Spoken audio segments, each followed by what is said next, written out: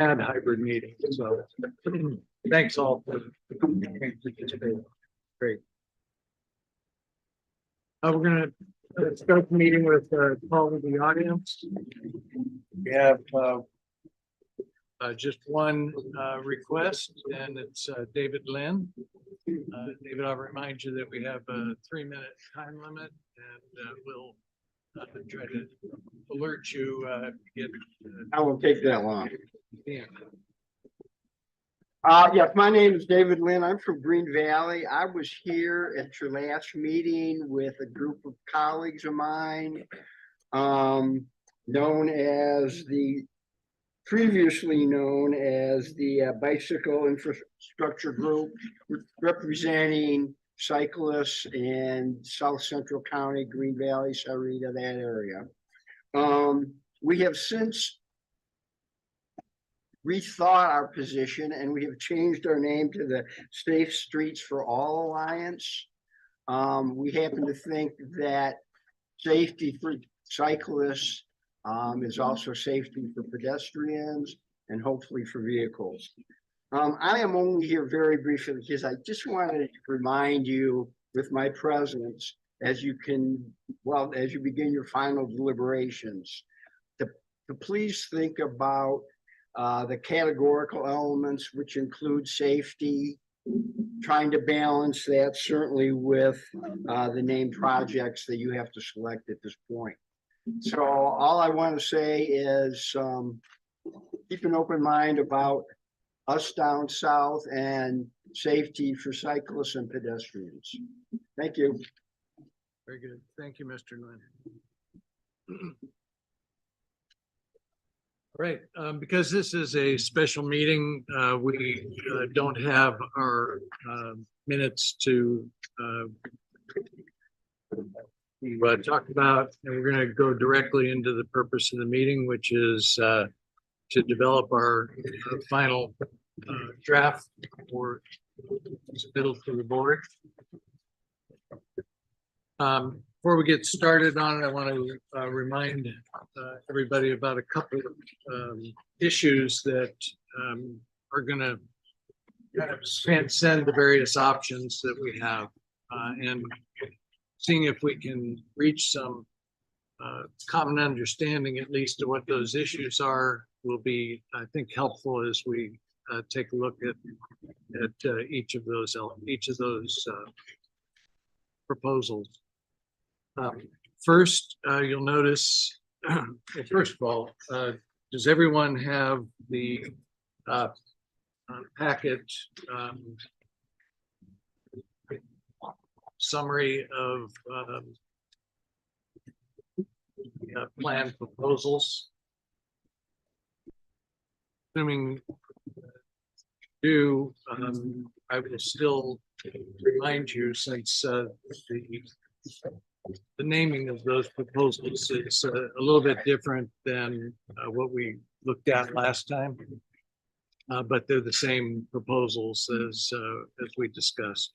First one, option one, was what we called the TMC framework.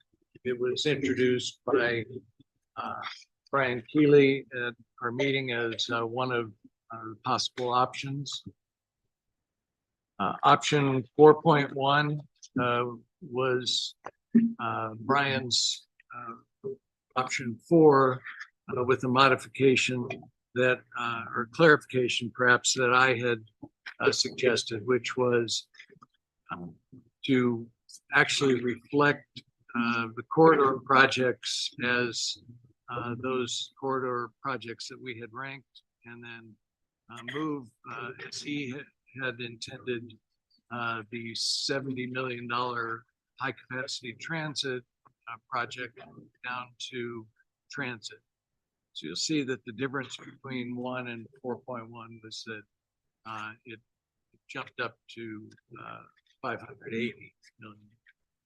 Option 4.2 was one that I called middle ground, was a compromise, and 5.1 was what we've variously struggled to find a name for that reflects kind of where we were, but we can call it the 626 proposal. And we today will be going through each of these, at least through a couple of them. But I wanted to point out to you a couple of the differences and a few of the things that need to be sorted. First, you notice that the first two have the full $100 million contingency. There have been various proposals, as you see in the second two proposals there, that would eliminate completely the contingency. And as we go through our deliberations, we may tweak any or all before we vote on of these proposals. So it's also feasible that something between or a different number could be chosen for the contingency before we vote. We still have the Colossal Cave, Marianne Cleveland Way project that hasn't been completely put to bed at this point. Some of the options had shown reducing Marianne Cleveland, Colossal Cave. Marianne Cleveland has popped up as a new project in the city of Tucson's holistic proposal. And exactly how we handle those is something that we need to discuss in each of the options that we take a look at to make sure that we understand exactly what we're proposing with respect to those projects on the list. As I alluded to, the high capacity transit is an issue that we've been talking to Suntran and the city of Tucson about. And the issue there is that it shows up as a proposed project by the city, but at a lower priority than any of our corridor project options would allow to be funded. So I see that Sam Credio, Director of DOT&M, is here. And if you want to add anything to that, Sam, in a moment. I just want to finish also by mentioning that one of the issues that we'll be dealing with in some fashion is our desire to introduce the naming of categorical projects. If you recall, we've talked a number of times about whether some projects could be indicated. One suggestion was maybe the first 5-year period worth of named projects in the safety and active transportation. Frankly, in any of the other categoricals would be helpful. It would help. We have said it would help us to assure that the money goes, at least at the beginning, exactly where it's being proposed to go, and gives a little more security to those funding, to that funding. So we'll be looking at that. We know that the city of Tucson has provided some indication of over $100 million worth of those categorical named projects.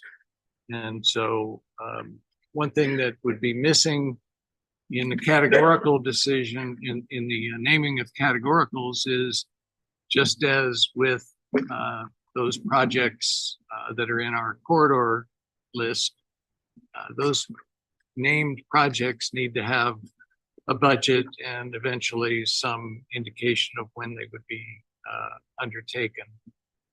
So a scope of work and a budget to go with each of those. And those don't currently exist, and certainly we don't have input from any of the other jurisdictions about it.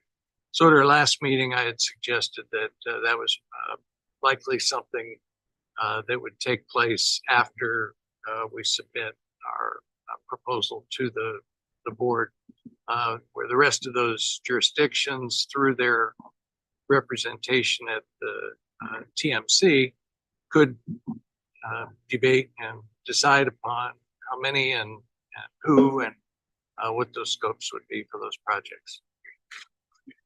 So any other outstanding major issues that folks are just dying to throw on the table? Carolyn. Yes, thank you, Mr. Chair. Only that I had heard that the county was looking at categorical, perhaps a list also like this, responding to what the city had done, and also what many people, including people in the public, have talked about, even today with Green Valley. And I just was wondering if Carmine could give us a little update if there's anything different, or you know, what your plan looks like now, if it's any different. Sure, happy to give an update. Thank you. Carmine DeBonis, Deputy County Administrator for Pima County. So the county has been looking at those non-categorical or non-corridor categorical, projects. And so we have looked at pedestrian, bicycle walkability improvements. We've identified about 24 projects that we think warrant some attention over the time frame of the upcoming plan. Understanding though that that may not be achievable for all of them. What we would likely look to do is balance out those projects based on benefit and geographic dispersal, and making sure that we're touching each supervisorial district in a way that somebody receives something. So we've not submitted that. We're really interested in the conversation today and where it goes on the naming of non-roadway corridor categorical projects. Similarly, we've looked at intersections, so intersections that are candidates for safety improvements, either signalization or roundabouts or dedicated turn lanes. We've got about 12.5 projects that are queued up if the conversation goes that way, and that's the recommendation from the CAC to the RTA board. Or if TMC says, hey, let's ask all the jurisdictions to identify projects, we're prepared to do that, but we're not submitting a list of those options today. And if I could, are you satisfied with the process that would take all the jurisdictions together through the TMC portal, if you will, to decide upon a recommendation about each of those categorical or those non-corridor categories? We'd be happy to participate in that process. Okay. Anyone who believes that we can actually give detail on this to the board before the end of the day today? Bruce? One of our policy committee consideration recommendations projects.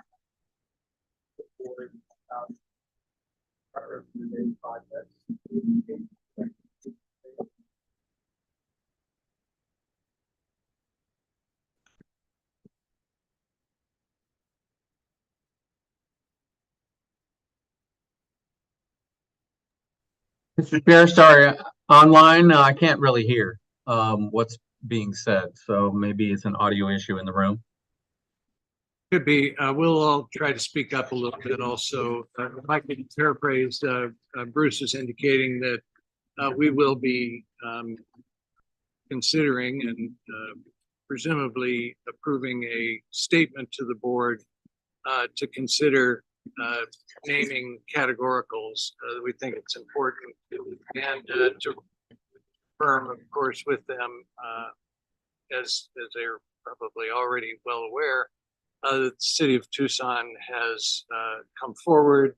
Pima County, as Carmine just mentioned, is in the process, and I would presume that other of the agencies are doing kind of the same thing. So, point being that even though we can't name those non-corridor categoricals today, we will certainly be recommending that to the board. How was that, Bruce? Yes. All right, well, we have Deputy Administrator DeBonis here. I wonder if we could also ask about Colossal Cave. Sorry to catch you with a mouthful. I can come back. Yeah, I thought it was safe for a bite, but happy to talk to that, Tom. And so I know there's been much discussion in this committee about Colossal Cave. At the last CAC meeting, I indicated the county did take a look at options and whether it could, the project, the corridor scope could be modified, different breakpoints. I'd indicated to you that our recommendation is no, based on the evaluation that we did. And really, there's no question about the need. And I think that that's important to keep in mind when we're talking about should that project be in or not can we reduce the allocation of funding that goes to that project. And really, if you look at it from Camino Loma Alta to Marianne Cleveland Way, if that's all you were to improve, the issue about safety and congestion and backups that happen at the railroad tracks between Marianne Cleveland and I-10 is not resolved. And you're then taking, an investment of millions, tens of millions of dollars, putting it into a portion of it, and you're not getting the full benefit of it. If you were to do the same thing from I-10 to Marianne Cleveland, span the railroad crossing, you will have expense associated with that, but then you would still be dealing with the congestion that's from Marianne Cleveland to Camino Loma Alta. So I really urge this body to look at it in its entirety. I don't think that it provides a functional corridor by cutting the allocation of funding down. If it's a needed project, it should be in the county contends it's a needed project and should be funded at the full dollar value in order to be able to complete it from Camino Loma Alta all the way to I-10.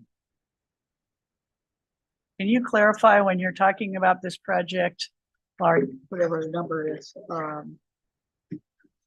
big state one, are you still referring to the city and the county projects together as all one?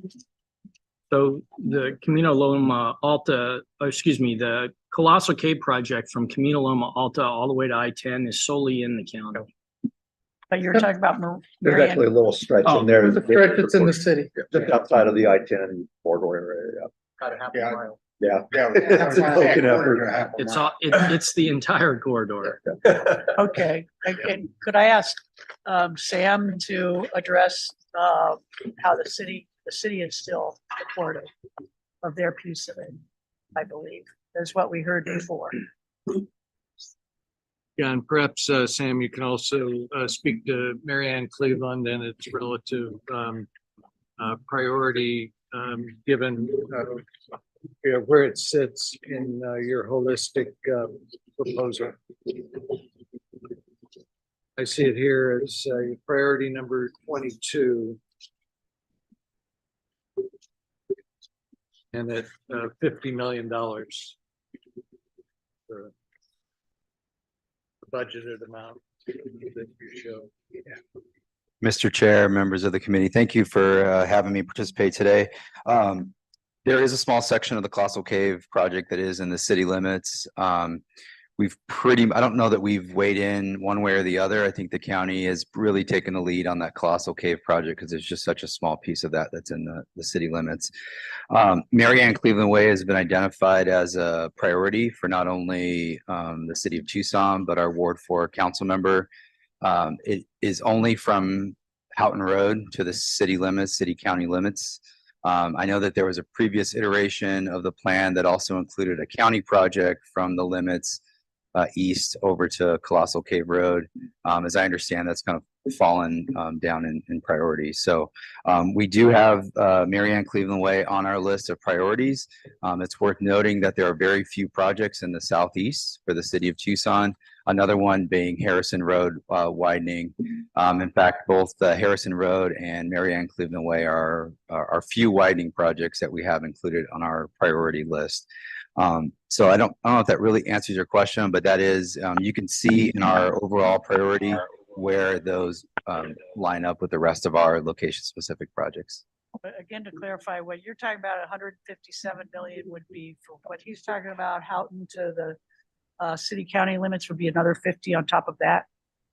So I believe the entire stretch is what's incorporated in the cost estimate, and Rick can help out with that. So it would go from Camino Loma Alta on the east all the way to connect to I-10, which would go through that segment that I now see in the city of Tucson. So I believe that 157 includes both the county and city segment. Correct. The 157 for the Colossal Cave, exactly as Carmine said, both the city and county portions. Marianne Cleveland Way is a separate project, completely independent of it.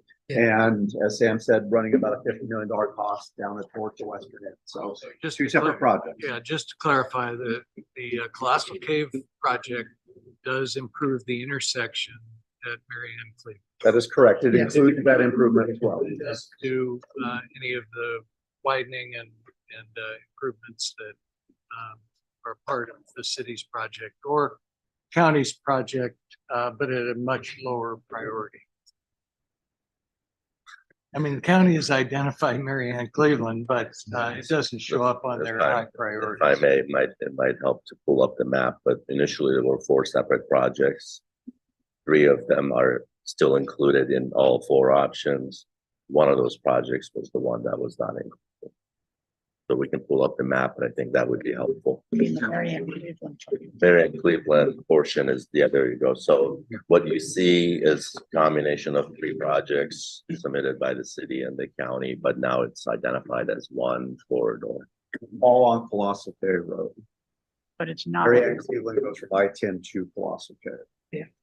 it's not what Sam just talked about. No, Sam's is a separate project going from Houghton Road up to the limits. Is that on? And then there would be a small gap. It's, yeah, Proposed at the time of the Yeah. project. Got it, well, Got it. and got it. just to point out that none of the Marianne Cleveland even made, so it's not on any of these.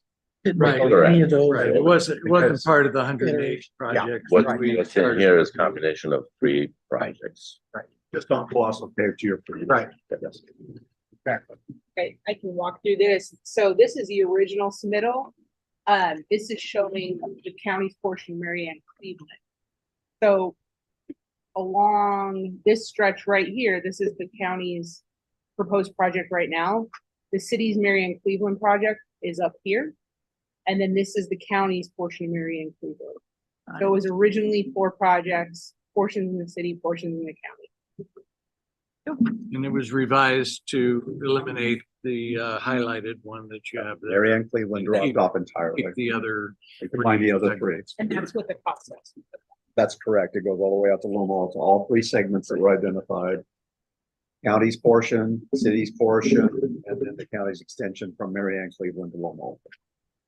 Yeah, we're not necessarily getting closer to a decision about what we're going to do about it, but it's really important that we have a clear understanding of what we're dealing with. So again, I thought I heard somebody say that it was not funded, but all 4 options fully fund what you see on the map.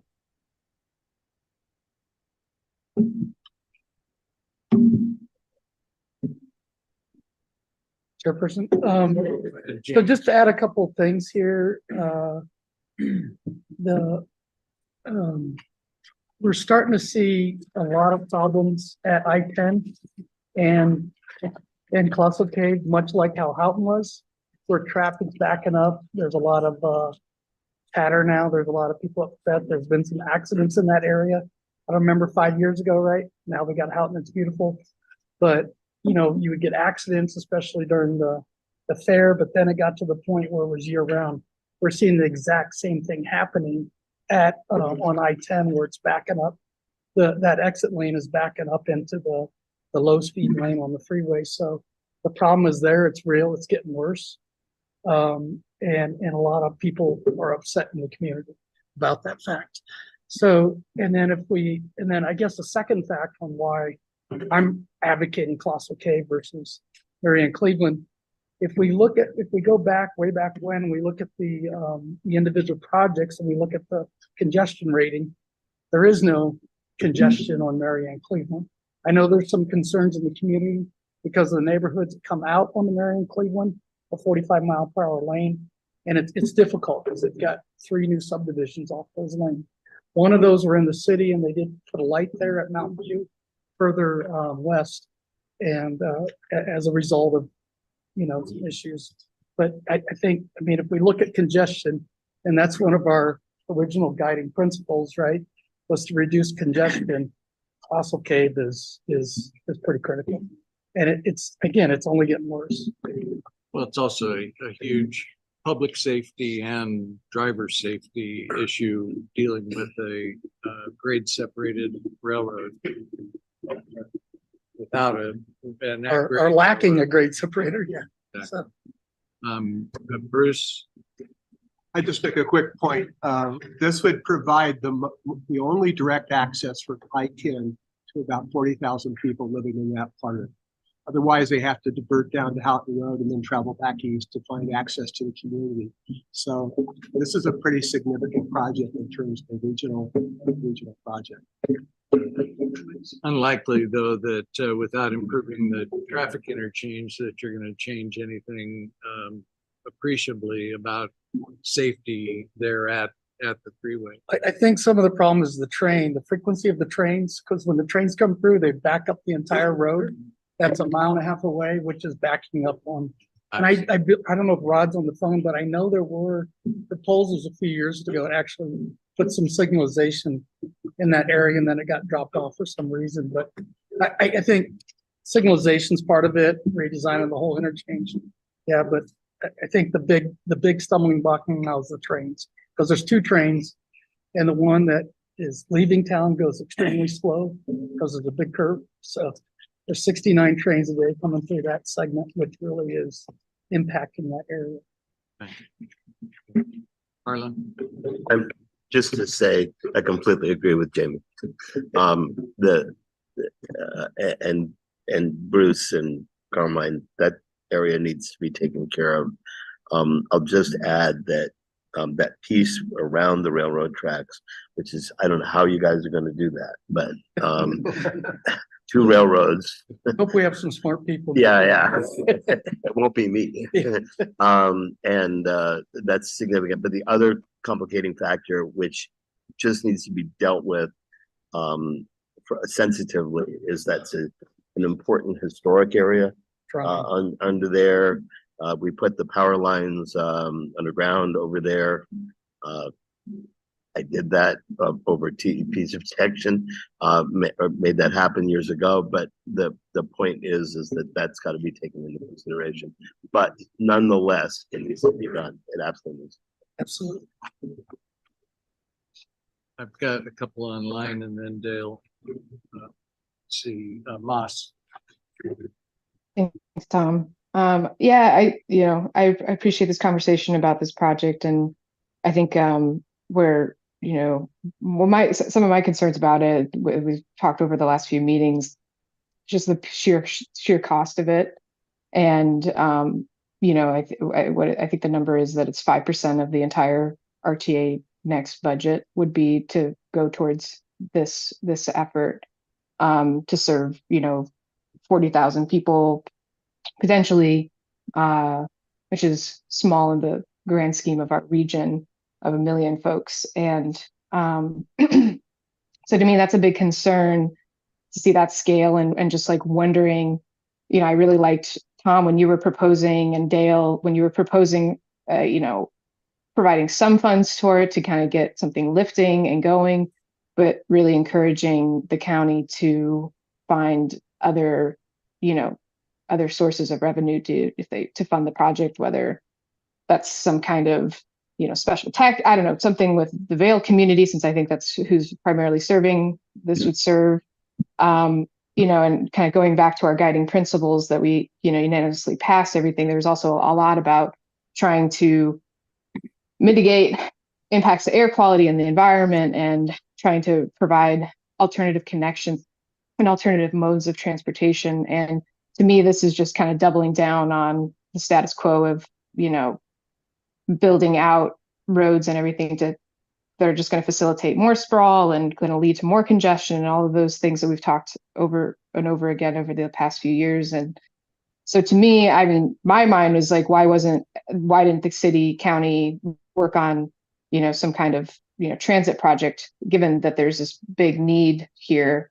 And I think, for my entire life growing up on the east side, we've always asked for some kind of east-west connection. And if people are just trying to get from the east side to other parts of our region and they're, slamming onto I-10 to try to do that, it seems like a natural transit project. So to me, I don't feel like why I'm concerned about this project and then all the funds going to it is that there are other options aside from, expanding and doing this same thing. And I think that if we're looking at our region and how we want to grow over the next 20 years, we know that transportation is going to shape how that land use plays out. So I'm having a hard time getting behind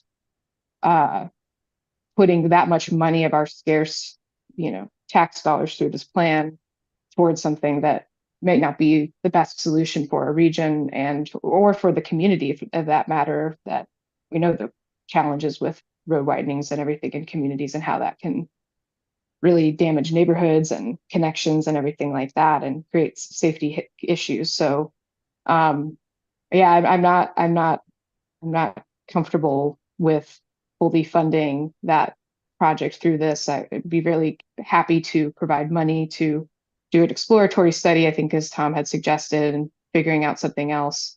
But I think there are some other tangible needs that we have that the dollars would be better served for. Thank Okay. you. Brian. Thank you, Mr. Chair. I have said before, and I'll say again, to not fully fund this project and fix the problem at the railroad tracks would be a mistake and likely a waste of the money that we do invest in it. So I support fully funding it. Can you clarify the two options that we'll be talking about today? Do they both fully fund this project? Yes, Brian, all four options that are in your packet fully fund this project. Great, thank you. Okay, Dale. Well, I want to say two or three things.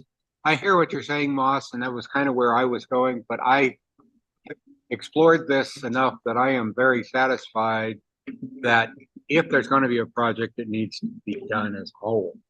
And I explored those options and because I thought we needed to, but I think it comes down to either we bite it off or we don't bite it off. And I think that'll come down to votes. But as a practical matter, I think it's there. As far as the growth out there is concerned, this is an issue, and Arlen may have more to say about this than I do.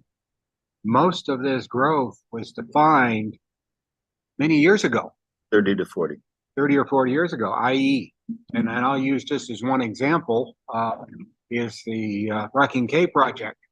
Rocking K project was set up at least 30 years ago, set in motion, sitting there, and there are developed lots that are going to build a lot more houses that are already developed. There are other subdivisions. There's another one right there by Camino Loma Alta and Spanish Trail that they've cleared, I would guess, somewhere around 100 acres, and they're laying out streets on. Those are all a fait accompli, done deal. And that's where Arlen's concept of coordinating transportation and commitments to developments are linked, but it's not something we've never been able to achieve. The final thing I would say is, and just to make it clear, Mary Ann Cleveland Way runs from Houghton to Vale. And most of that is in the city. Some of it is between where Colossal Cave comes in from the freeway and goes up to the city limits of the city of Tucson. And those stretches would not be improved. And I know we were talking about the two subdivisions. There are three subdivisions, one that has a light. And I think the biggest thing that we can say here is when we talk about categoricals, those intersections where those two subdivisions come out onto Marianne Cleveland Way are right now totally uncontrolled intersections. And that's the only way out of those two neighborhoods is through those intersections. And as traffic gets heavier on Marianne Cleveland Way. So I think those two intersections should be something that ought to be considered in the future as specific spot projects to improve those intersections and maybe put some traffic control devices there at that location. I think that's about all we can suggest at the very, because we're not going to bite off the $50 million in addition to where we're at. We just don't have that money. And but I think that's something that at least be noted. And both the city and the county that those two intersections should be considered for some. And I'll just, Dale, I appreciate that. And I think, yeah, I agree that something that needs to be done. Like I appreciate the need and I hear that loud and clear. I think, you know, where I'm at is it sounds like we have recognized we're the frog in the pot of boiling water. And, you know, we're saying, well, okay, we're already here and we should just stay here and let ourselves get boiled and not find better solutions to perhaps bad land use planning decisions in the past and of where we're going to put things. And we have other transportation solutions. And I think that's what I'm asking for, and is let's start to, we know best practices and we know there are better ways to do things and that are going to be long-term, more sustainable for our region. And when we're looking at 20 years, that's, and you know, that's what I would like to, you know, advocate that if there's some other kind of money and funds to put on there, that would be the way we move forward with this instead of just, you know, letting ourselves kind of continue down a path that we know isn't necessarily the right one. Okay, thanks. Carolyn? Yes, thank you, Mr. Chair. I would suggest, well, I will first say we've talked about this project more than we've talked about the whole rest of the region. And I think maybe we should move on.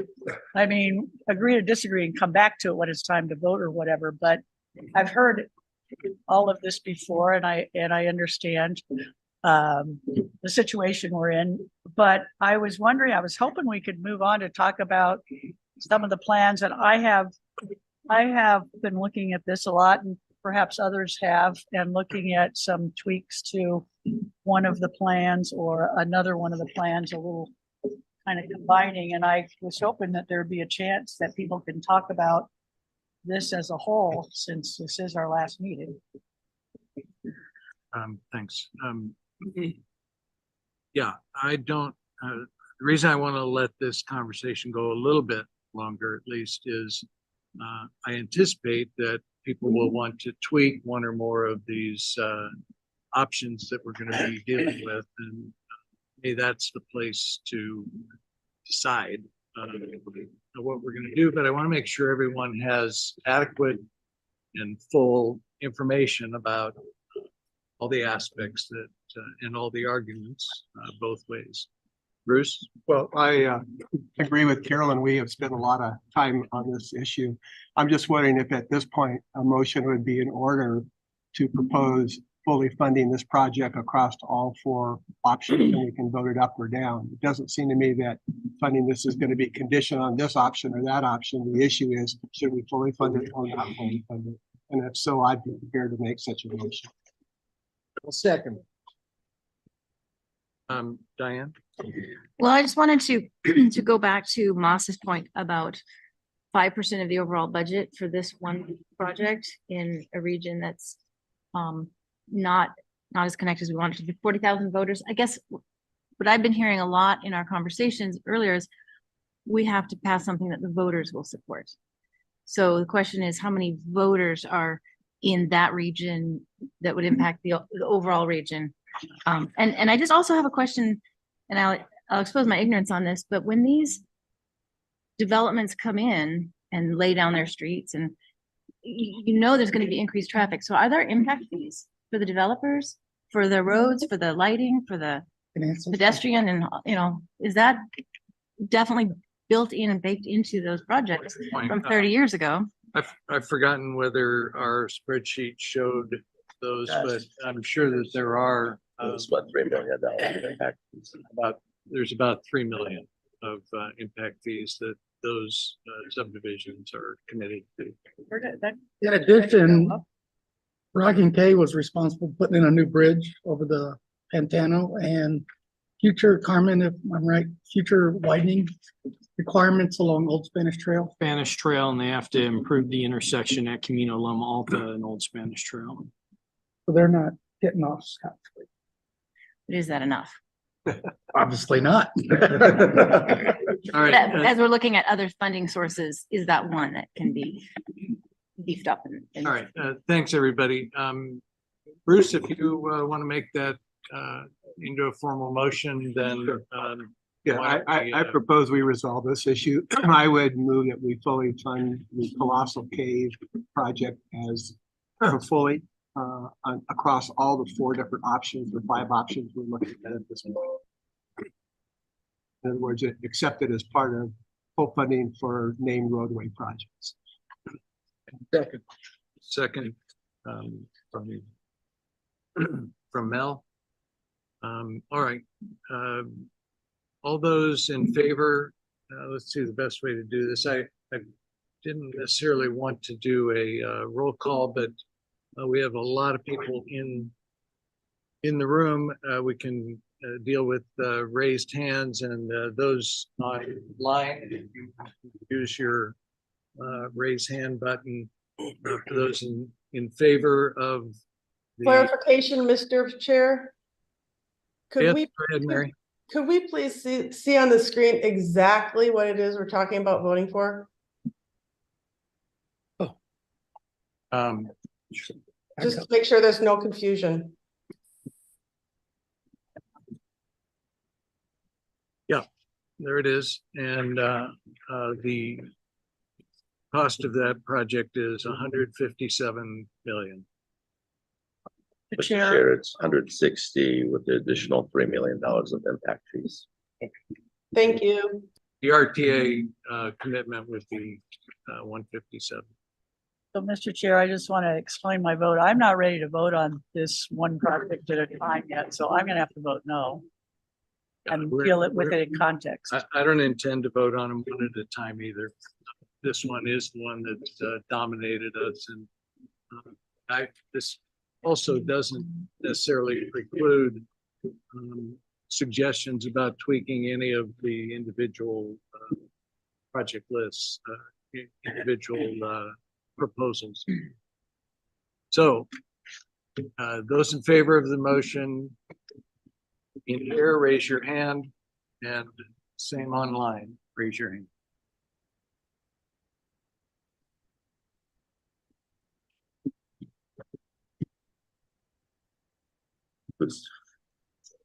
Are you counting, Rick? You're I've counting. got 9 in here, 2 online with Mary, Brian. I can't see the full list. I think the raised hands will come to the top. Do they come to the top? Okay, So you got 11. I got 11 total. Yep, 9 in here, 2 online. All right, and lower your hand, Mary. All right, now those opposed, same sign.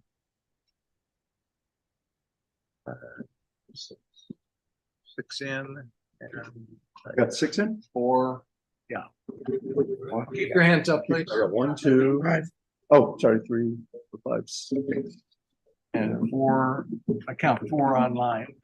I've got 3 online with Debbie, Moss, Karen. And Chris. Sorry, Chris. That's passed us by 11 to 10. 10. That seems like. Right. Is anyone starting to feel how this? And we're all committed to be here until we have a plan, until we have something to send to the board. Lock the doors. Yeah, lock the doors. All right, thank you. Okay, the last item I had on these issues, I wanted to Mr. Chair, sorry, what was the result of the vote? was 11 aye, 10 nay. Did anybody abstain? There may have been, I thought we had 22 here, so, sorry, any abstentions? Okay. 21 that we have for today.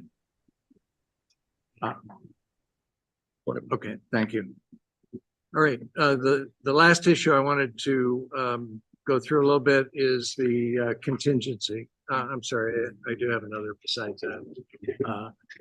The $100 million contingency, as I mentioned before, is proposed on two of the proposals that we have, and zero is proposed on two of them. And as I mentioned before, as we go into each of these, there may be, should we want to, we may have compromises that perhaps do something in between. Anyone want to add anything about that? I'll remind you that the arguments for dropping the contingency were that individual projects have healthy construction contingencies built in. We're using the pessimistic overall projection of revenues. And overlapping. And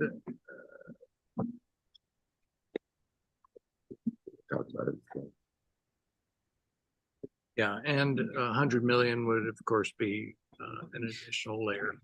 I see Chris, and see if there's others. Chris, go ahead. Thank you, Mr. Chair. Yeah, much like my vote on the previous motion, I think we have to consider the entirety and holistically. And so my vote on the previous motion was no vote, was sort of in that spirit, in that the individual consideration of that individual project. We can't do it without full context. And so my approach on the contingency is, I think contingency, including contingency, is hugely important for and learning from the lessons of the past in terms of the desire for fulfilling the will of the voters and giving the board flexibility in terms of the voter approved action. Having some money to deal with sort of what we know will be cost differentials, things like that. And so even though there may be baked into individual projects some contingency money, I think it's a real mistake for us not to recommend to the board that there be a contingency line item that is taken to the voters to reflect some flexibility that is necessary for purposes of unanticipated costs or other issues associated with RTA next. Okay, thank you, Chris. Carol? Just to address that, Chris, I mean, we talked about the and Farhad talked about this last time. Part of that contingency that we learned from the past is to have the pessimistic forecast, and that's what the board has decided to stick with. But the other piece of it, and I've been told this by jurisdictional representatives, is when the HDR consulting came back with the revised cost estimates, they really put, as Tom said, a healthy, just really put a big contingency kind of higher than they were before. You know, the average, or maybe all of them, about 30%. And I remember 20 years ago that at the end of the process, when we were kind of going through the same kind of thing, I think it was the county administrator that just said, well, let's cut all contingency across the board by X amount. So I think there's healthy contingencies that have learned from our past because of all three of those pieces that are in our forecast now. Thanks. Patricia. If we go through contingency money, do we know how it will be decided? How that gets spent? Yeah, if we include contingency money, is there any way of knowing how the decision will be made about how that gets spent eventually, or like? That would be up to the board to use as they need to. Mr. Chair, I may make this even easier, as we talked about at the last meeting, since there is now an election date of May of 25. We know there's going to be an overlap between the current plan and the future plan. The board needs that flexibility to overlap the two plans with some additional funds. And that's one of the reasons we need that additional flexibility for the board to make that decision. Sorry, Farhad, are you talking about the deferred projects? There's more, what else is, what else? Overlapping of the current plan, which expires in July of 2026, with a new plan that would potentially start July of 25. There's a 1-year overlap. Right. That 1-year overlap requires some policy decisions by the board to accommodate how they want to address that overlap of two plans. But isn't that what we voted on 20 years ago to fund all of those projects? So they. Once the new plan becomes essentially a new plan, the previous plan becomes a 19-year-old plan, not a 20-year-old plan. Patricia. I'm not fully understanding how that's relevant to the contingency money, sorry, like, so are you saying that this contingency money could potentially, be used on first projects or something, something from the past plan, or why are we discussing how contingency money would be used at the beginning of the plan? Is contingency money not something that we save until the end and then use to supplement? Just let's make sure we understand what we're talking about when we say deferred projects. Yeah. Deferred projects, to me, are the 4 projects that the board has already told us come off the top of the 2.34 billion. What Farhad is talking about is the fact that there will only be 19 years of collection of taxes should RTA Next pass with a year to spare. And so that lack of collection for that year 25-26 somehow has to be paid for, because that's what's paying for the remainder of projects that are out there being developed and about to be built or even under construction now. So having $100 million available, and currently I think we've probably been averaging about 100 million a year in tax collection.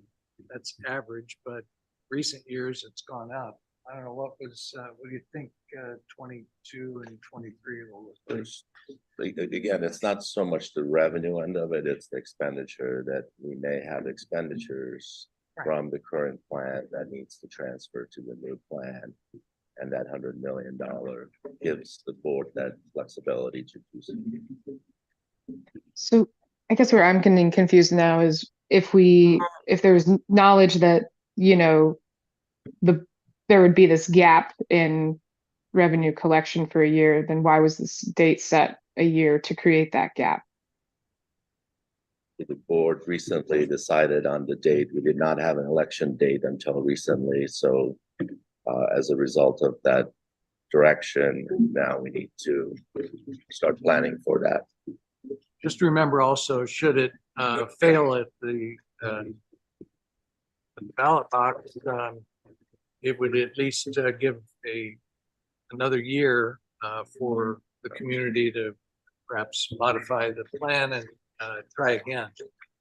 So waiting to the 11th hour to do it is typically not a great idea either. Chris.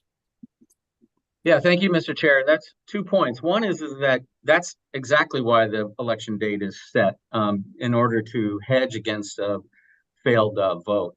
And I'd love to hear sort of the explanation legally as to it would become a 19-year plan. That I don't think that's right, because the voters would be acting on RTA Next that begins after the existing one expires. Because originally approved by the voters was a 20-year tax collection. That's the authorization. And they're not approving a 19-year tax collection. So my comments related to support of the $100 million contingency are restricted to that's flexibility for RTA Next, the new plan, and the projects that are identified in the new plan. We've identified dollars for those deferred projects. That's the 237 million. I don't anticipate, and I don't think the plan should include contingency money to deal with existing RTA shortfalls, deferred, et cetera. That's what the 237 is for. The 100 million, my understanding of the 100 million is that that's contingency for RTA Next only when it goes into effect after the existing authorization expires.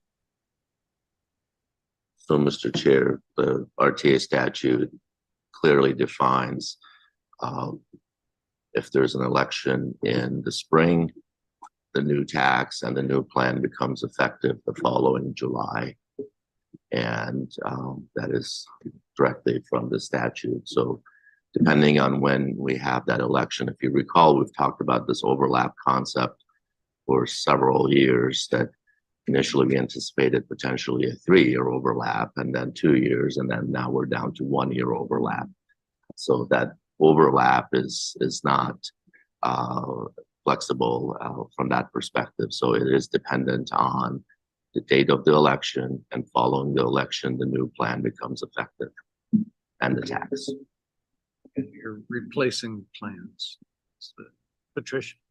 I just want to throw some support to what Chris said, and if this is how we're thinking of using this money, I think we should call it something other than contingency. That feels a little bit dishonest to me, like asking voters for this new plan to basically pay for projects that they didn't necessarily have a say in selecting and aren't even voting on in this plan seems like not what a contingency budget would mean to me. So I think if we're gonna present it publicly, we should change the name to like shortfall coverage or something. So, Mr. Chair, again, this is for the purpose of this committee's work. When it ends up on the ballot, that's up to the board to define what those funds will be used for, and it will be defined on the ballot. Jamie. So Farhad, so didn't the RTA board direct us to put 100 million in contingency? Well, I wouldn't say, so if you recall, roughly, I want to say almost 2 years ago, Yeah. we had a meeting with the board. Board provided direction on how to break down these funds, and $100 million was part of that discussion as well as Along with the the 237. breakdown and everything else. Yes, so it was all part of that direction. Again, at the time, we did not have a date for the election, so it was called a contingency until we know when the election will be set and what those funds will be used for. But most recently, the May election for 2025 was directed by the board. Now we need to address that through the board process. So I'm just trying to understand this. So this is not proposed really. We've been holding it as contingency as a line, but really we're talking about 337 needs to be rolled over, right? Because we were planning to do those projects in the 25-26 year, that now the RTA Next will start on, not on July 1 of 26, it'll start on July 1 of 25. Is that what I'm hearing? If there's an overlap, correct. And then, so again. So we won't be, okay, because I was under the impression we approve it in 25 RTA one would go through to July 1 of 26, and then RTA next would start on, No, it doesn't work no, that way. there's a 1 year overlap. And again, by definition, we would have to define in the plan on the expenditure side, what those funds are gonna be used for. So, And what those funds are gonna be used for, most likely would be for the projects that had planned on spending those dollars in that fiscal year. RTA, so the 100 grand is really going to be finish everything identified in RTA one. Like It could final, be. for instance, I think Houghton's not supposed to be done till June of 26 or something. Yeah, so again, we don't have Final exact dollar amount finding, yeah. yet, but whatever is planned to be spent in that year needs to be shown in the new plan. So we're authorized to spend those dollars. Yeah, so consider also that the board, when it looks at the finances and what's been collected and is available through year 19, may conclude that there's enough to finish RTA one. Potentially, that's so they- right, or that there are other funds that they could contribute to it. And then the 100 sits there as an overall program contingency. Should there be, even more than the pessimistic decline of revenues, then that money could be available to the board to do that. So this is a bucket really for two purposes. It's not like we, It like could be the other for- project, we know we won't have 237, Correct. So but we may need 100 million, we may not, because there may be some. that's why carryover. it's called a contingency for now, but got again, it. once we know anything that we are going to spend a penny on needs to be in the new plan as effective when the plan passes. So there's a transaction between the two plans, and if anything else we're gonna spend dollars on, that needs to transfer from one set of books to the other set of books for financial purposes, legal purposes. Our accountants can attest to Well, that. let me ask an accounting question to kind of clarify what you're saying. Yeah.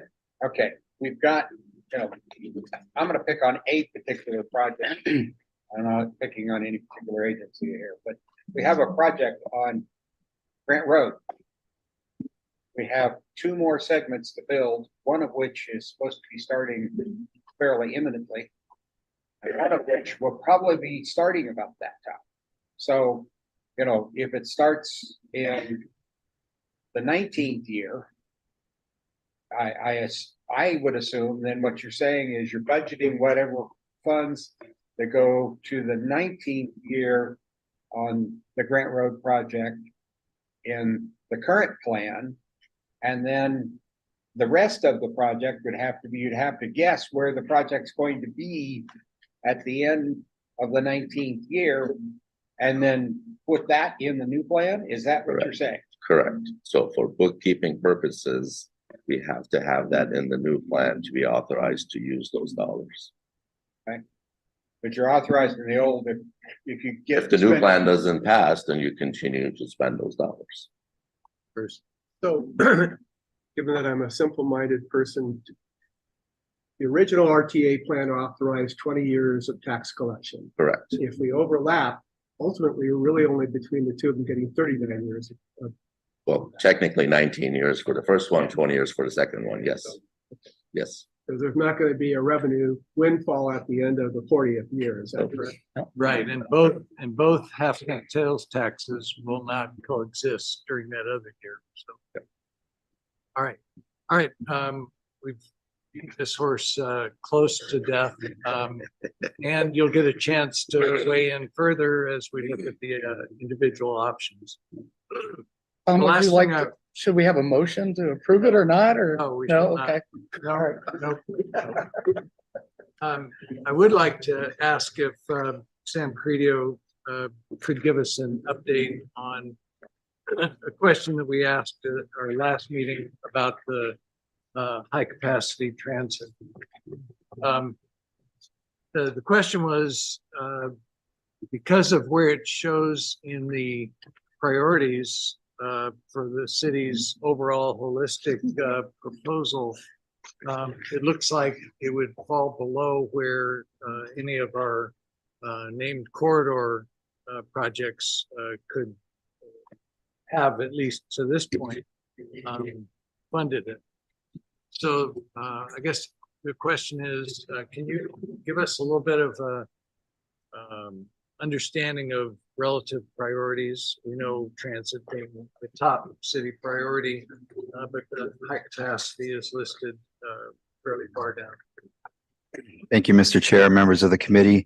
So I was just looking at our listing, you know, we have the high capacity transit project. Also, we have the alignments further defined. So it's really the Oracle Stone BRT project. And that's currently our 9th ranked location specific project overall. We did prioritize transit service in our prioritized project list, but also included the BRT project as a location specific project. Now, I'll remind you that our prioritized project list was based on 65% of the revenue allocation. So the thought there is that as that 65% were to be reduced or maybe even come in less, we just work up from the bottom on our list. So it was always our intention that the BRT project would ultimately make the cutoff of our entire list. Now, if we were to move that into the transit element, it would certainly be a high priority for the city of Tucson, in addition to the transit service that we've identified in our prioritized project list. So I would say, again, it's in our top 10 for location-specific projects. If we're talking about it being in the transit element, it would definitely be a high priority for the city of Tucson. Does that answer your question, Tom? Any other questions for Sam? Thanks. All right. Okay, we are. Yeah. Trust me, I'll come up with the right. Sharon, we're going to the bar. Okay, I want to start in on these options and hear if folks have any modifications to them. But what I want to do is first make sure that you understand what the project list looks like and how the elements currently are arranged. As you can see on, in fact, yeah, as you can see on option 1, corridors, this is what we had called previously the TMC framework. Corridor projects up to $1,120 million or 1.12 billion. Those projects would go down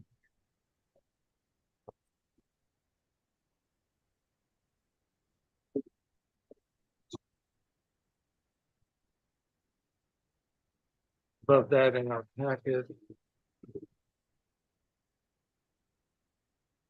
Option 1.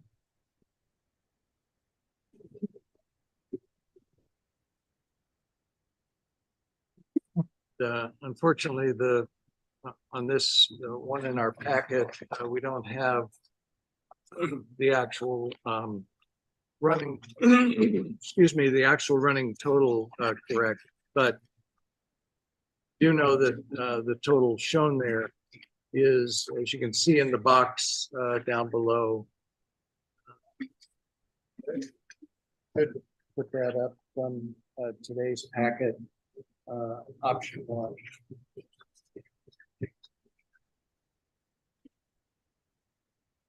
What do you call option 1, Tom?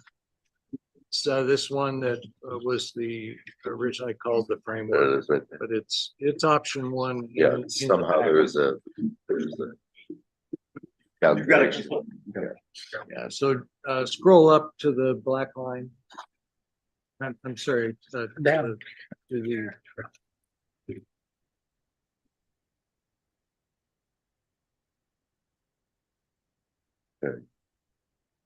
a little bit further, okay.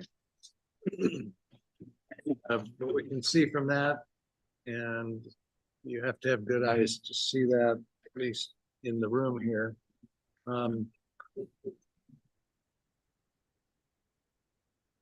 We have 1,111,000 or $111,809 is the cutoff there.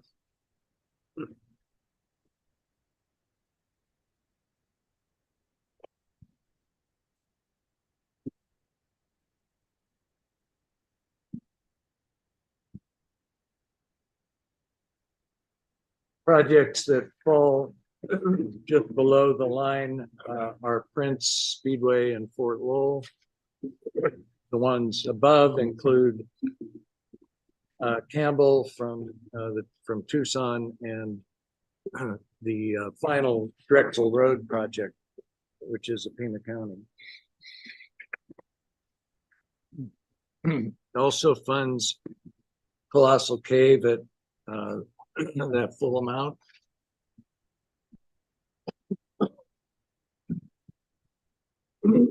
And Orange Grove.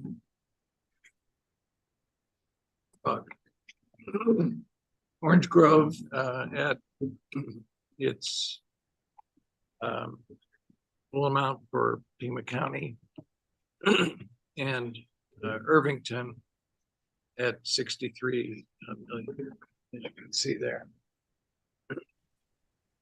Mr. Chair, Brian Keeley. Yeah, go ahead, Brian.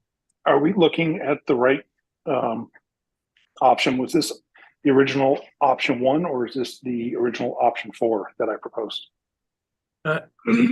This is the original option 1, which is essentially the TMC proposal.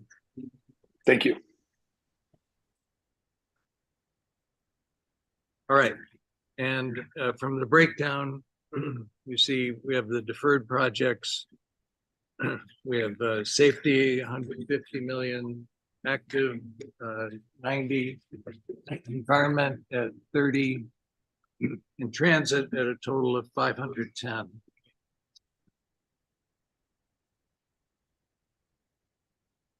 So HCT, if it were to be included, would be funded out of that 510. So essentially talking about 440. Remember, 370 million is what the estimated amount for the 20-year maintenance of effort, maintenance of current transit services. And this keeps the entire 100 million contingency. So anyone want to comment about this? By the way, my intention here, as I've told you before, is to vote on these options. But each time we do, I want the motion to include that we will continue to consider other options. So it's feasible, in fact, probably predictable that you'll find more than one of these that you can vote for. And I would say you should. You should either vote yes or no on each of them independently so that we can get an idea of where we stand as far as development of a consensus plan. Questions about that? Carol? Not about that, but just to comment on this option, as well as, there's a few options here, but having been on this committee for 5.5 years, I think now, and being a liaison for the TMC, so attending those meetings and a member of the TMC ad hoc committee, I will say that a lot of what we've been talking about here and what we were given by the board and by the TMC was having us work on categoricals. And this doesn't have this option, which the TMC approved, was, in my opinion, was to give us then the leadership to look at the categoricals. And so nothing is defined. There isn't a category for for categorical named projects. And we've been spending a lot of time working on the issues of safety and active transportation and transit. We even had a transit subcommittee for a while. So I just don't feel comfortable with the other categories as defined in this option one. So I wouldn't be able to support this. We've talked about those name projects quite a bit. Arlen? Carolyn's being more diplomatic than I. I think we moved beyond this option to talk about other options.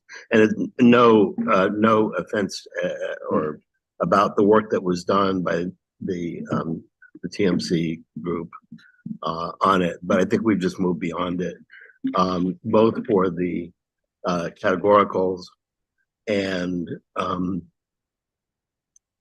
working through the individual projects. And then frankly, I'm going to say something I wanted to say the last discussion on the contingency. First I've heard of that. Absolutely the first I've heard of it. And I'm pissed. When I voted for a 20-year plan, I voted for a 20-year plan, not a 19-year plan. And if that's it seems to me, if that's mandated by state statute, that's a problem with the state statute, because the thing should have been you vote, but then there's a set date and you can choose the set date, and it ought to be at the end of the RTA one. So I realize that if that's the statute, there's nothing we can do about it. But I also think that I'm going to say, relatively speaking, if we have to have a contingency to do it, I think the maximum allowed is 100 million. I don't think we need 100 million. I think that number needs to be compromised to something lower than that. Maybe it's split the baby, but that's what we need to do. So from my standpoint, option one is not a starter anymore. Okay, when we look at 4.1, we'll see Brian's option 4, which I simply rearranged to show that it was funding the transit project that we've been talking about. So you'll see essentially exactly the same thing in option 4.1 you do in option 1, and just simply reducing corridors. I'm sorry, as you do in his option 4, which reduces the corridors by 70 million. It puts that 70 funding into transit. Okay, so that's why that goes to 5.8. We have a couple comments in the room. First, Abby, and then Dale. Tom, I have a question for you, and then I have a comment. But when you said you want us to vote on these, but then this is still not the final, you want us to have further discussion about what we're voting on, can you elaborate on that? Yeah, because there may be more than one proposal that members support. I want to have an opportunity to see overall where each of those options falls. Each of them will likely receive some sort of tweaking as well, some modifications, and they won't be exactly the same necessarily as they start out to be. But at the end of the day, when we have a clear majority vote, I'm gonna ask if the committee is willing to support it and move forward with a consensus vote. So I would like to see us get to a proposal that satisfies us all or dissatisfies us all equally. One that we can support going forward and take to the community as supporters of it. So for today, what you're saying is if we do have a simple majority isn't going to send that plan as is beyond us. A simple majority is going to be a temperature taking measure.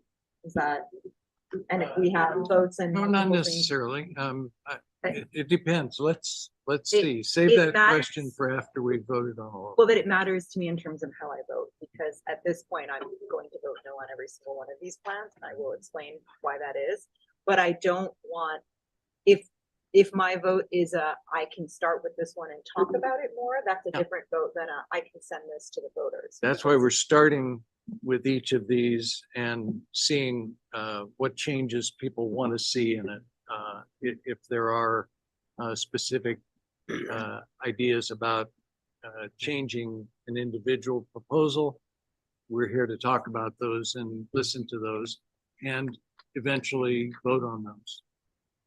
I would just ask that when we end up bringing these to a vote, that we're very clear every time we vote what it is we're voting for. Absolutely. Okay, so those are my questions. I do have comments. And I will try to keep them brief because they're fairly holistic. And not to call on Carolyn, but Carolyn did just say we've spent a lot of time working on transportation safety and active transportation.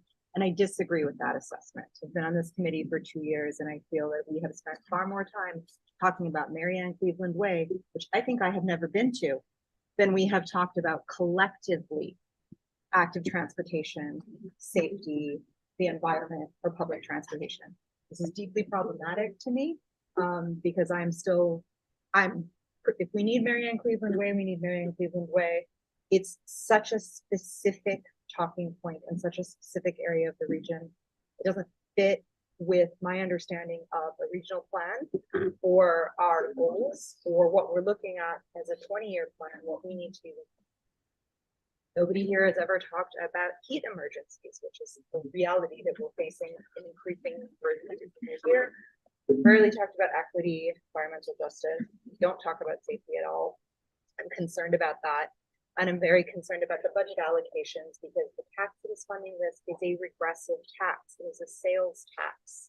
55% of the people who live in this region live in the city. For the lower income people, they're getting a smaller part of the budget and they're paying more proportionately to fund these projects. So I'm concerned from an equity standpoint. I'm concerned from a representative standpoint. And then that also, to me, it makes this appear that this is going to be done on arrival when it approaches the ballot. So I think that without more regional explanation of how this is equitable and just, I think that these numbers alone don't do it for me. And just looking at them, I mean, the prioritization of roadway projects and where I know those are is just, it's a non-starter for me. So that is probably, I'm probably going to vote no on all of them, and that's why.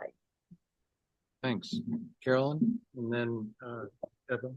Yeah, thanks. I mean, I probably misspoke. I meant that we were tasked with doing all the other categoricals. I agree. We've been talking about particular road projects and, a couple of them anyway, a lot. But what I would like to do is second the sentiment from Arlen that we're past this option one. And I think everybody is aware of this, but the city of Tucson voted against this TMC option when it was voted on. And I really don't think we should be just pursuing any option that the city of Tucson is against. So I think we should move on from this.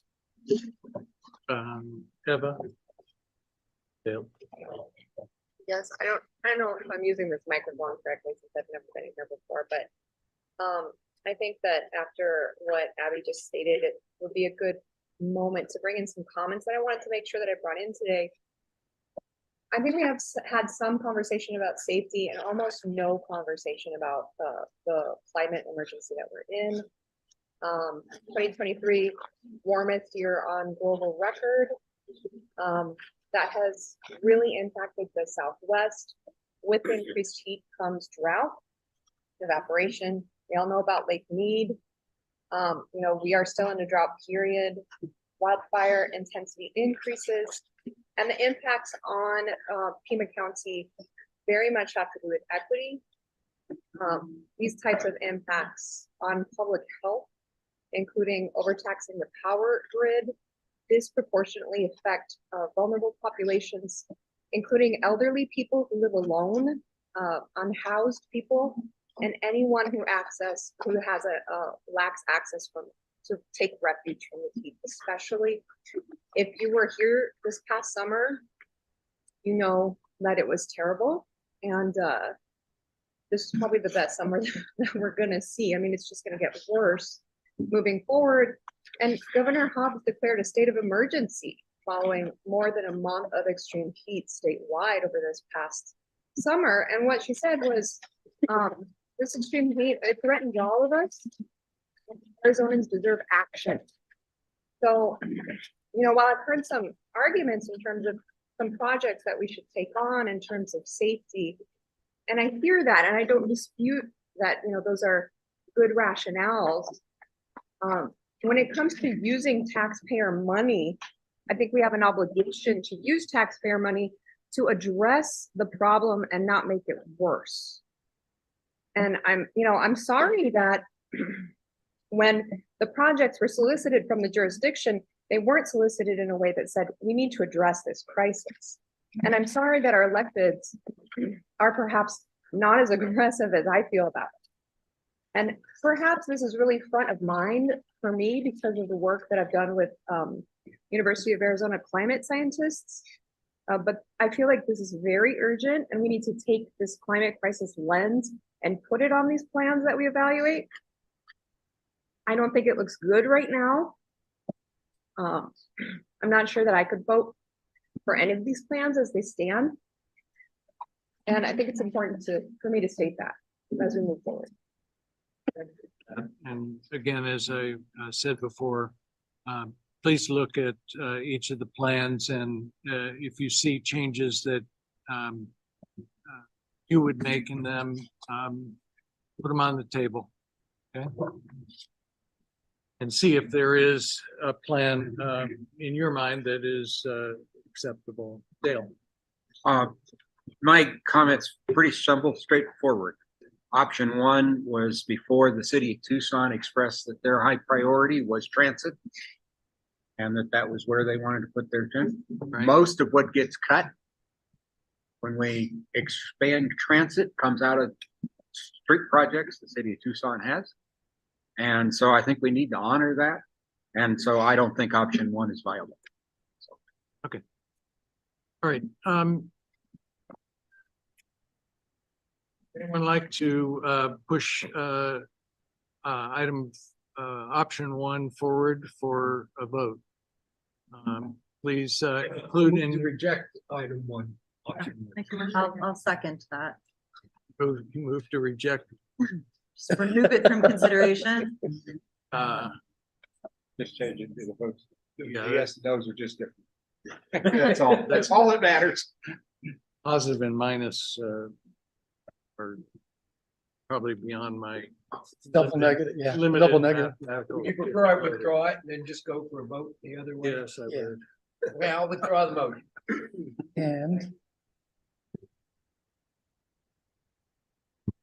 Yeah, you're gonna make a motion. I'm not gonna make a motion. to approve. Mr. Chair, I will make a motion to move option one forward. I will vote against it, but I will move it. We'll second it.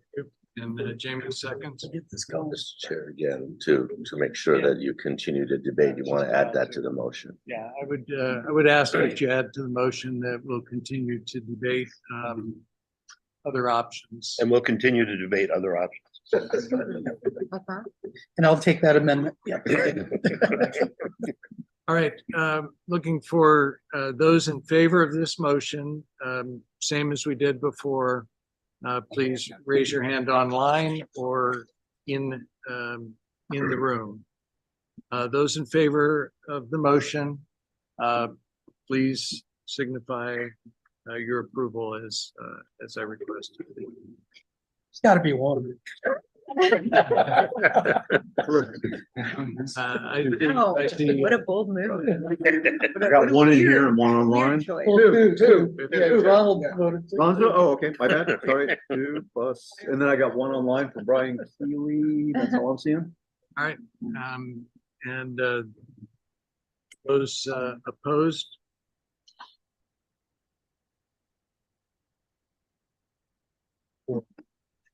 Can't read the numbers.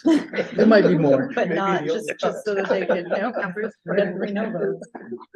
So. We got 13 plus 3.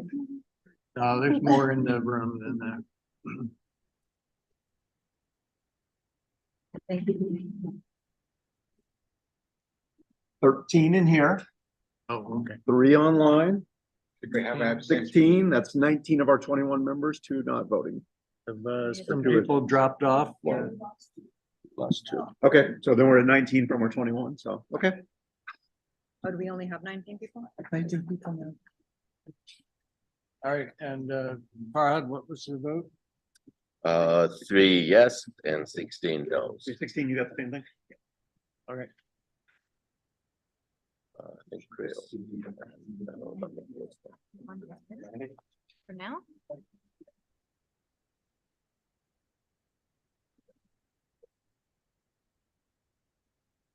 Great. Jamie. Mr. Chair, I would like to make a motion to approve option 4.1 with the following changes and knowing that we'll continue to discuss.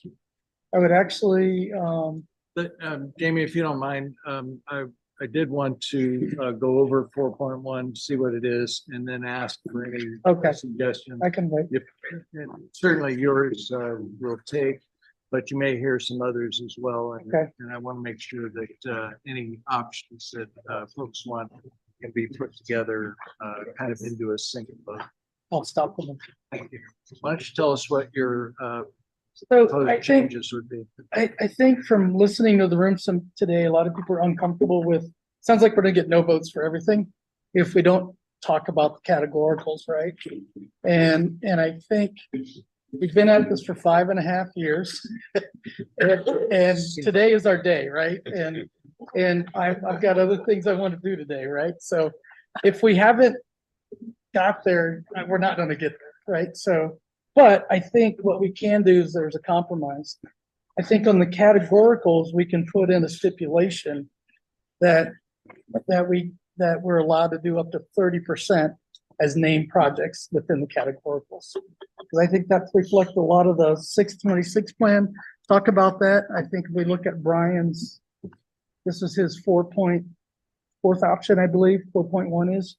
He kind of identified some areas in those categoricals that we want to make sure happens, right? So I think we look at that. And I guess the other thing I think we really need to look at is increasing the environment up to 50 million. And in order to accomplish that, that reduces our contingency to 80 million. So I kind of feel like the board's the one that decided to make this a 19-year plan instead of a 20-year plan. They could have just shifted the vote to fall of 25, and then we would still have a 20-year plan. So they're the ones that are gonna have to try to find that other 20 million. And again, so as funded here, because we do a lot of the corridor projects, which just as a repeat, like for instance, Colossal Cave, I know we're sick of it, but if we do that, there are no opportunities for transit. There right now, as it sits, there are no sidewalks, there are no bike paths. When we do these corridor projects, and Carmen, correct me if I'm right, all these also include safety enhancements, right? We're gonna make it safer. We're not gonna have wrecks on the railroad tracks anymore, where there's 2 grade schools where kids are walking to school. So all those factors also come in when we upgrade a roadway and bring it up to probably the standards, right? So it'll include sidewalks, bike paths, pedestrian crossings and things like that. So I just think this is kind of overall of all these, it's pretty balanced. It includes Orange Grove, which is, the county has said it's very big. We do increase our funding for transit. We're making that direction. I understand the crisis. We have been seeing an increase in wildland fires. And we have seen more heat exhaustion instances, but it's nothing we can fix today. And I wish we had clean energy, but people still need to live, right? We still need to apparently burn coal so we can provide electricity and pump water. And people still need to get to work. And So I think this is a measured approach, lets us indicate that we're moving in that direction. You know, Tucson is not New York City. We're very car centric, and I think we will be for at least 20 years. Hopefully we come up with a better car system than fossil fuels, but I just think this kind of balances the needs of those folks that want transit, that want to be able to get to work and home and get to their doctor's appointments and back. But it also kind of looks towards the future. So, Jamie, I have a question for you. This has the option, as presented 4.1 in your packet, has the option of skipping over the Irvington Road project, which would be the next in our priority list, and instead funding Drexel Road and Campbell Avenue. To make sure those are continuous. And that would bring us to the million, 1.05 billion that you see in the. Tom, that was like last meeting because we wanted that whole corridor to be complete, right? Yeah. To the county and the state. Yes. And we had a break point at 999 million. You scroll up to the black line. There you go. Okay, so you can see it just above the black line is 999. And by adding the almost 50 million of the two blue project, we get against that billion 50 million. Okay. Any other comments or modifications to this? Just to make sure that I got it right. Your intention would be to increase environment from 30 to 50 and thereby reduce the contingency from 100 to 80. Correct. Ron? Yeah, it just, because I think we need one more alternative. I would do, option 4.1. But increase transit to 610 million and decrease contingency to 70. I think that shows a dedication toward transit. It's 100 million more than RTA had directed us to do. I realize the contingency is important, but I think that shows a dedication to transit, which I think satisfies or so. So you would increase the 580 to 610? Yes. And the contingency down to 50? Down to 70. 7. That's a different proposal from James. Oh, I see.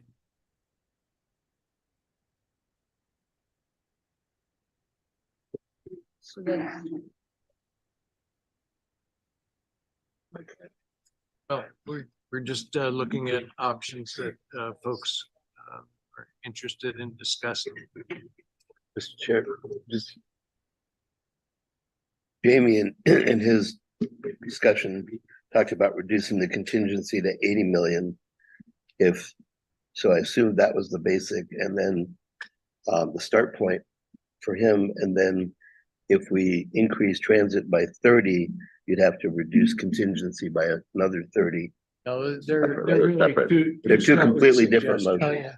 All right. If you were combined, your math is correct. That's what I got to. Anybody online? Okay, Jamie, you want to tell us your okay. feeling about it? So again, so make a motion. Is that? No. Oh, okay. Let's, we've got two. I'm not opposed to either one of those, I think. Yeah, I don't know. So either one of those works for me.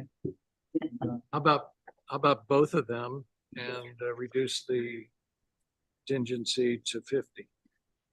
That could work. I guess I get a little bit nervous. It sounds like we're already dropping this from a 20-year to a 19 plan, which then that's less projects we're going to get done, right? Or how are we going to fund? I mean, contracts are signed and these roadway projects take, are 3 years.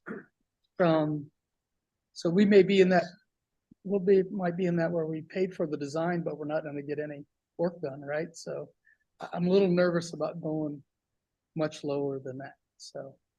But I guess a strategy could be, we could say 50 or 0, and then the board has to raise the sales tax.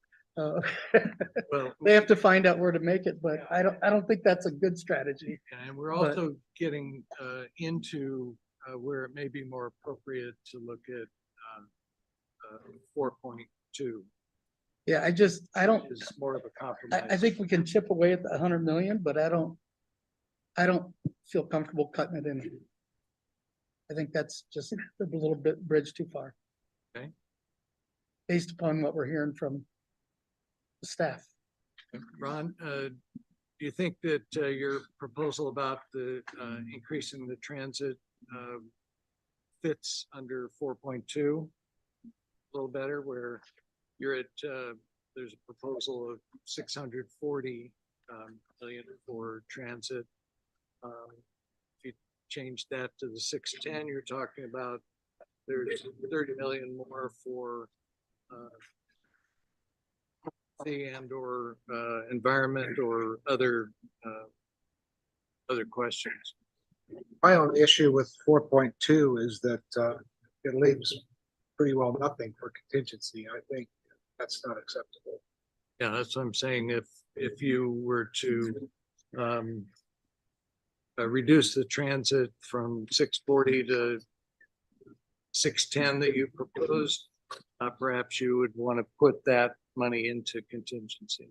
So I'm saying, I'm not opposing it. I'm just asking you if that's another place where you could idea of getting the extra transit. It's workable, but then you have if that's all you change and you only have 30 million in contingency, and I'm with Jamie on that, I don't think that's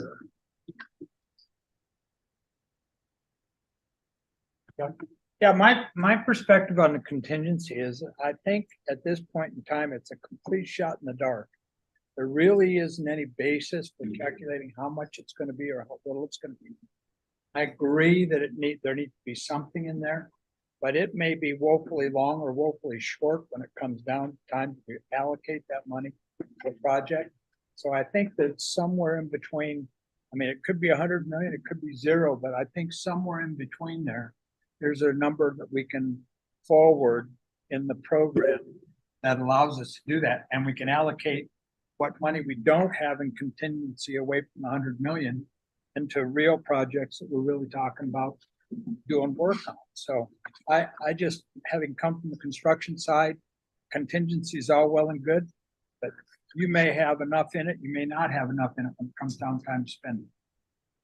Well, and beyond that, you may not get even up to your pessimistic projection of revenues, but it is a pessimistic projection, and I've heard it in this room advocated for to increase us at least to the baseline, which is exactly the situation that we're in with RTA 1, where that was what we chose, and no amount of contingency, not 100 million or a lesser number, would have been enough to take care of that kind of problem.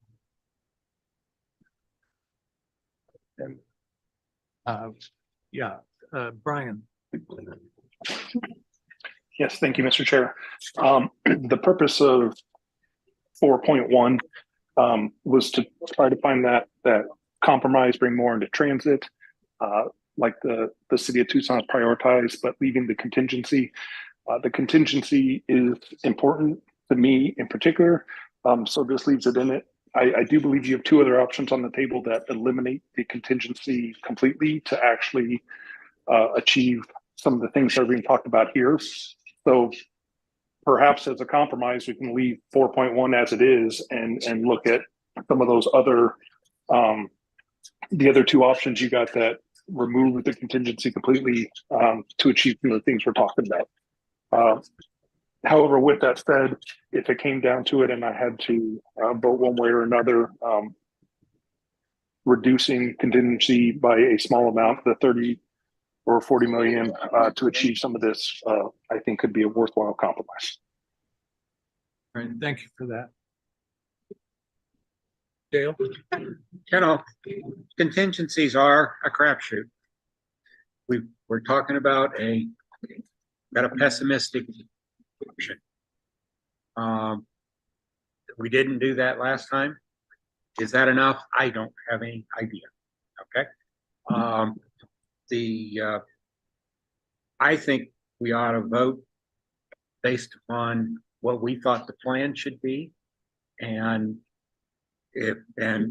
we adjust the contingency to whatever we think it's appropriate. The bottom line is the board's going to have to adopt this. And if the board doesn't like what we've done, they'll make changes. And they have that power to do that. So I think we ought to find what we're comfortable as a middle ground and go forward. I did miss when you guys were talking about your two options in transit. One of the things that I think is important to the city, and we can get their comments if they want, but I think they want the BRT project in that. Yeah, this Okay, option gives it. so you know, if the committee's comfortable with that, that's fine. If they want to hear, if people want to hear from the city, they're sitting back there. So, but I think that's an issue that needs to be resolved. I'm comfortable breaking the 610 and the 70 million, or making it 630 and making it 50 million, and go from there, and see how it progresses. You know, I think, you know, this has got, and I'm sure Farhad probably knows this, is that it's got some bumps to go to get through the board and what the board's going to accept. We know there's one city councilman who will vote against it, but he's just one person out of the entire council, so we don't know how the rest of the council is going to vote. And I think that's the major issue. You don't know how that council person is going to vote either. Yeah, well, not for sure. Yeah, that's true. But, and the better our plan is, the more difficult it will be for them to do that. Yeah. As a way to move forward on this, I would suggest taking Jamie's proposal of increasing environment to 50, reducing contingency to 80. Let Ron's suggested changes flow over into our discussion on 4.2. That be all right, Ron? That's fine. All right. Any other comments or tweaks about this proposal 4.1? okay, just clarify what it is. All right, 4.1, thanks for that. This includes, let me start with the project list, the order of projects. This takes us down to the black line on our display, and that adds in the two blue ended projects, which are number 472 and number 3655. All right, and modifications to your up to the summary for a quick second. Now all the way to the last page. What? That's what 4.1. Yeah, no, I want to see the summary of all of them. Oh. The summary. Four options side by side. Yeah, 4 options.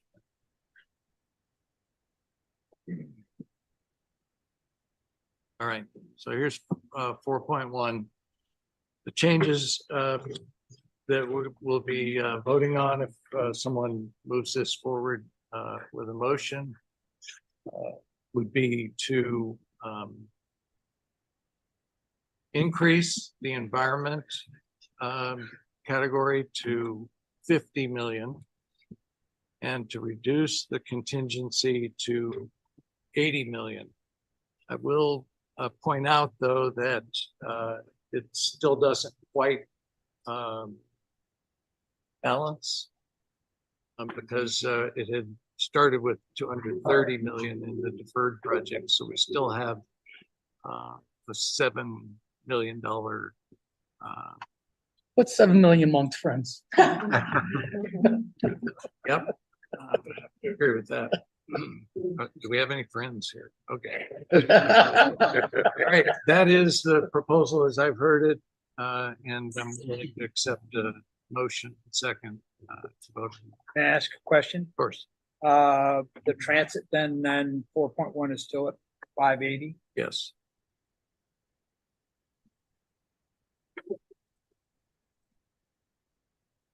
All right.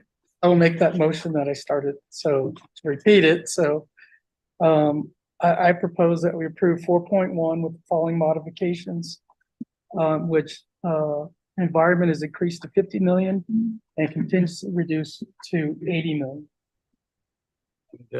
And continue to discuss. Continue to discuss other options. Yep. I'll second. Ron seconds. Ron's second. Thank you. All right, once again, raise your hands, either online or that is virtually or in person. All those in favor, say aye, raise your hand. Remembering that we are, as I said before, able to vote on positively on any one of them. I've got 7 plus 2. And I don't any- understand all of that. them. Can I ask a I question? should be in favor of all of them, potentially, is what I'm saying. Can vote on all four. And we're still gonna vote on all four. Yes, Then we come, so how do we declare a winner? we'll know it when we see it. Well, I think he's saying, trust me.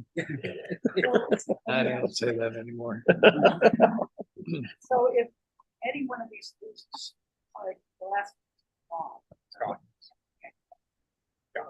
Unless it loses by a lesser margin than all the others lose. Conceivable, I suppose. Every kid gets a trophy. One more time. Those in favor of the motion, raise your hand.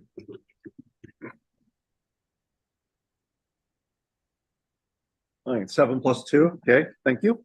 And the All right. nose. And those opposed to the motion, raise your hands.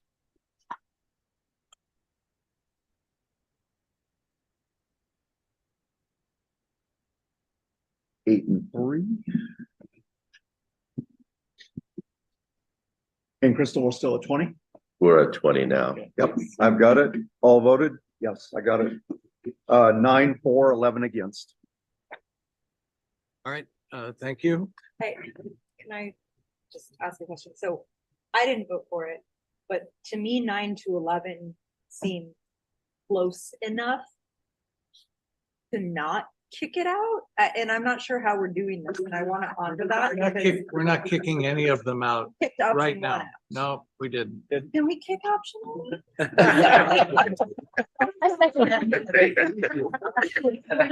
Joke vote?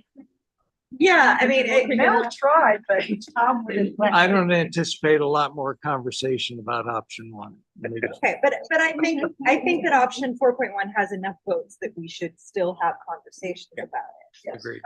okay. Even though I don't support it. basis on which I go. That's fair. All right. All right, we've been at this for about 2 hours now. And I think we're well past halfway done.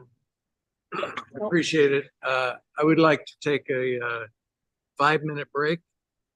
Let's call it a 10-minute break. And we'll check back in at 5 minutes after. Still confused on. That was a priority. Sounds like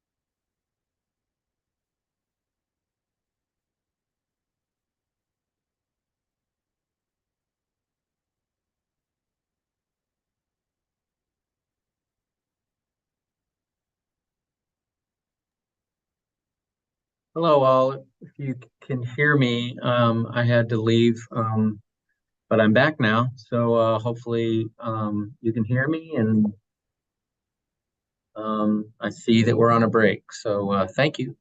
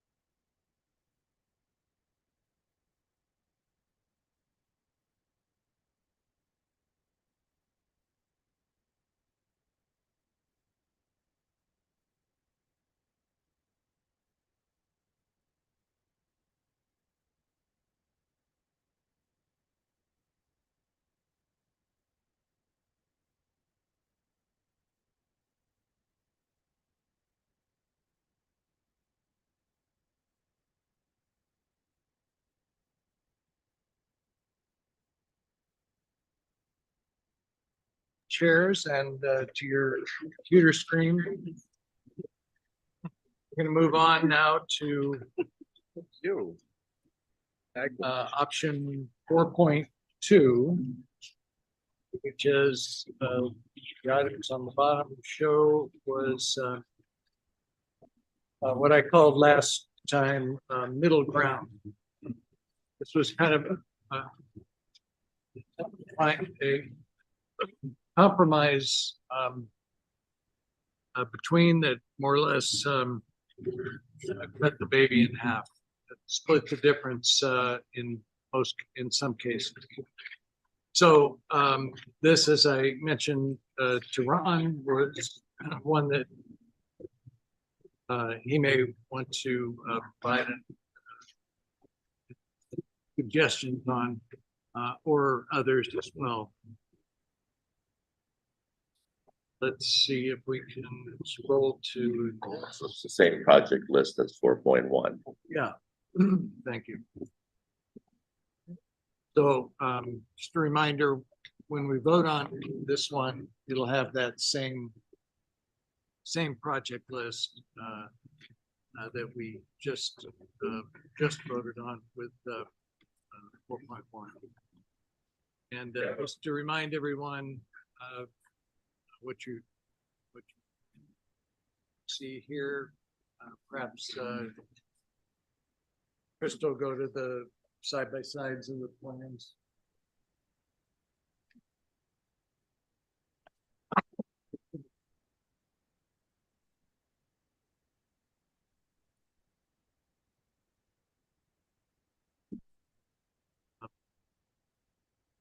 This proposal starts at 640 million for transit. Adopts a higher number. Somebody else.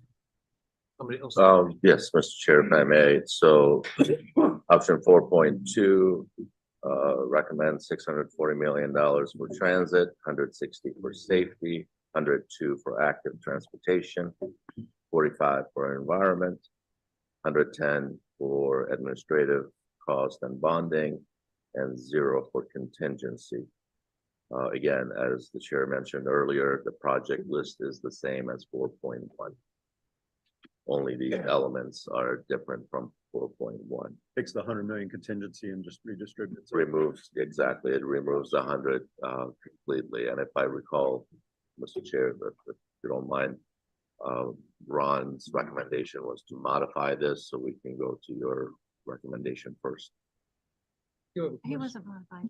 Yeah, my comment was that I wanted transit to be 100 million more than what the RTA originally proposed, showing that this is a transit-centric program that accommodates both construction but also transit. So I was at 610 million. And if I look at these, safety went up 10 million, active transportation went up 12, environment went up 15, and transit went up 60. If you add up those, that's 97 million. And I want to know who made off with the other 3 million. Impact fees. Well, this one balances to 2340, so there it is. Okay. It's just a rounding error, as somebody said, pocket change, right? Mel, you have a question? In the prior one, it included 472 Drexel and Campbell. Is that included in this or not? This is the same project list exactly as 4.1. So it included Drexel and Campbell. Yes. And all the others that are above the black line.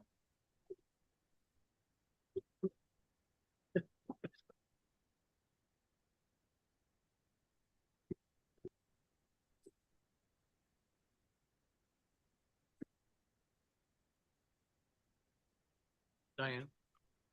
Chairman McGovern, I'd just like to say, this was originally proposed as your compromise for us. And I noticed that as you were thinking it through, you took out the contingency.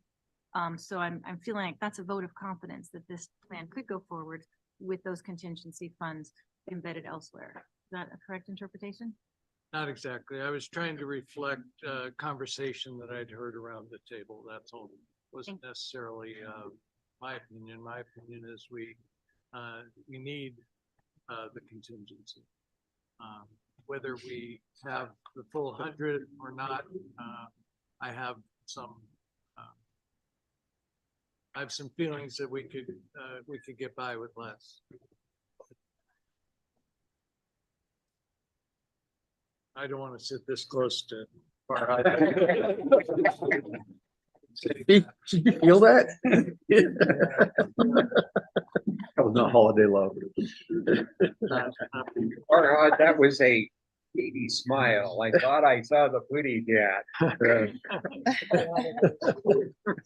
All right, so Ron is suggesting transit at 610 and contingency at 30. Is that right? Changing it to 610 would give 30 million toward contingency. I honestly believe we should find some other things because I don't think 30 million contingency is acceptable. All right, what is acceptable as far as you're concerned? I would say closer to 70 million. Okay. Based upon pretty well nothing, but All right, so where would you modify other categoricals then? Well, we heard 610, that's assuming you still stay there, you still need 70 more. 610 would get us to 30. Yeah, so we would need 40 more, right? Get to 70. 610 would put you to 30, so you need 70 more to get to 100. Oh, to get to 100. Yeah. Well, then you basically would go back to option 4.1. And to get to 70, you would need 40 more. Yeah, 40 more. And I can see we're showing 10 in safety, 12 in active transportation, 15 in environment. And that's where that would have to come from, although I do agree environment's significant and should be funded at more than the 30. I don't have a magic answer, but that's what I would do. Okay, any other thoughts? No. Within the transit number, if I can, could I address an issue there or you want me to wait? No, that's okay. Okay, within the transit, I'm still bothered by the neighborhood circulators is $48 million. And the numbers just don't support anything close. I haven't gotten any number that says Green Valley, the run what Green Valley wants. I'm open to that if it's actually used, but the other numbers are just not there. So I'm proposing if it can go elsewhere within transit, I'm fine. But that's a number that I don't support. Build it, they'll come now. Build it, they'll come. Abby? Thank you for raising that again, Mel. That's a little bit more in the weeds than I was gonna talk about now, but yeah, I agree with that. So by nature, I like to have money in contingency and savings. I feel that with everybody else on like a visceral level. But I also want to echo what everyone else said before about this is the first time that we've heard that contingency means filling in a budget gap. And if we really have no idea how much that is, and that's a budget gap that's 2025, which is a mere year and a half from now. We have no idea how much behind we are, and that's not counting the $237 million that's already for deferred projects. We can't ballpark from 0 to 100 for something that's only 2 years away for projects that have been going on for 17 years. I don't know how we take any of this to the voters because we sound like we've lost all our money. And, you know, I could make proposals to take money from corridors and put it in agency because that would be where I would slice first. But I don't know why we can't get a ballpark on how far behind we are for something that's only 2 years out. And if we can't do that, how we propose to have a plan that goes 20 years forward. All of this now feels like we're making stuff up and we're going to sell that to the public. So, but I just do want to say that it's also possible to cut from corridors if we're moving this fictional money that we don't know where it's going anyway. So, yeah. Is that a suggestion to? So I do have a question from that. I don't have a suggestion. I have a question. Can you get a better estimate on how far behind we really are on deferred and what the size of that unknown beyond the 237 million is, so that we can understand how much of our contingency, which I think all of us understood is building into our future 20 years, how much of that might leave that? Because I think for a future 20-year project, 100 million, well, I don't know. Well, we know that there's more or less 237 million because that's the value of those deferred projects. But 100 on top of that is a huge number on top of that. That's not 237, give or take 2 million. That's 237, give or take 100 million. It's essentially two major projects. It's too much. Actually less than that because it would likely come from other areas as well, but I'm gonna let Farhad. Mr. Chair, I'll be happy to explain again. So it all depends on the date of the election. If the plan goes to the voters in 2026, then there is no overlap. The two plans are back to back. If there's 1 year of overlap, $100 million is our estimate of how much you need to address that overlap.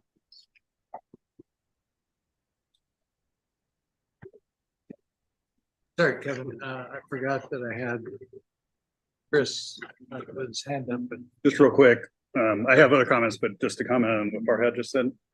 So my understanding is that the contingency is really 1 year of tax collection. Yeah. For our purposes, we are assuming 1 year of revenue. The expenditure might be a lot less, but we don't know that until we get closer to that final point. But 1 year of tax collection or revenue is approximately $100 million right now. Correct. So that's more or less where the 100 million. Exactly. All right. I do have another comment once you're done. okay. Chris, I see you put your hand down, but did you want to? No, I have nothing to add right now, Mr. Chair. Okay, thanks. Go ahead, Kevin. Look, Boss. okay, so I like option 4.2. Actually, I like the categoricals and the disbursement of the money and things like that. I have a question that I don't hesitate to bring up because I think I know what the answer is. But so I know we're obviously not using the baseline, we're using the pessimistic, but I also feel that's like a spectrum. You know, we have baseline or pessimistic down here, baseline here, and then whatever optimistic up here. Is there any reason we couldn't bump it up a little bit? $100 million, say, from pessimistic, so we can keep contingency, but still have the other distributions in there? I realize that's a question for TMC. Or could, yeah, I could make it a $2.44 billion plan, but yeah, it's not ours to decide. Could we recommend that actually be discussed at TMC? add it to our policy considerations, which we haven't talked about yet today. Again, Mr. Chair, Kevin, I believe you recall that discussion was back in July, and the board gave additional direction, basically indicating that using the pessimistic revenue estimate is what they're directing us to do. So.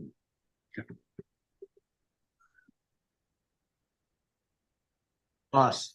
I just wanted to echo what I was hearing from Abby. I think for me, the big concern about how this is getting framed and introduced to us today, after I feel like for the last few months really not talking about contingency, I thought we kind of put that to bed, and then this just feels a little bit like a Hail Mary framing to create like a slush fund for the board to do something with that.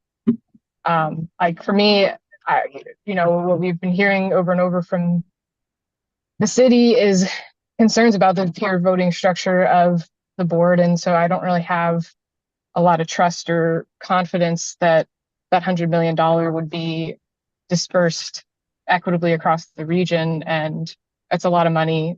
And also just like looking across these different options, especially the first two, the city of Tucson generates 65% of the sales tax revenue for RTA, and these don't even, I think, barely get you don't even get you to 20% for city of Tucson. And we're definitely going to know how more than one city council member votes if that proportion doesn't change. I think 4.2, is a little bit better, but for me, if Colossal Cave is going to be fully funded, transit cannot be lower than what we approved as the framework on June 26th, which this proposal is. And 5.1 looks more promising to me, so I'd be interested in moving this conversation along to that. But again, I think like if we're going to have some of those, if this is the compromise piece of it and Colossal Cave, and if people want to have a contingency on there, then there are some lines with transit, safety, and active transportation in the environment that can't be moved because of all the conversations we've had for the last year and a half about the underfunding of those categories for the last 20 years and the underspending in the previous plan. So to me, it's kind of a non-starter with some of these numbers.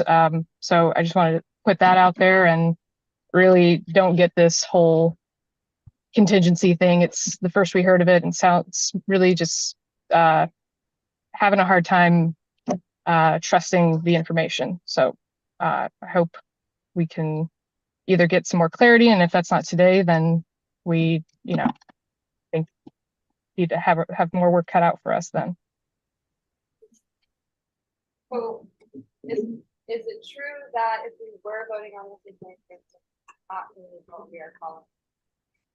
That is correct. If there's no overlap, the current plan will continue to collect that revenue in 2026. Essentially, we're like buying insurance that this plan might not get classified. Also using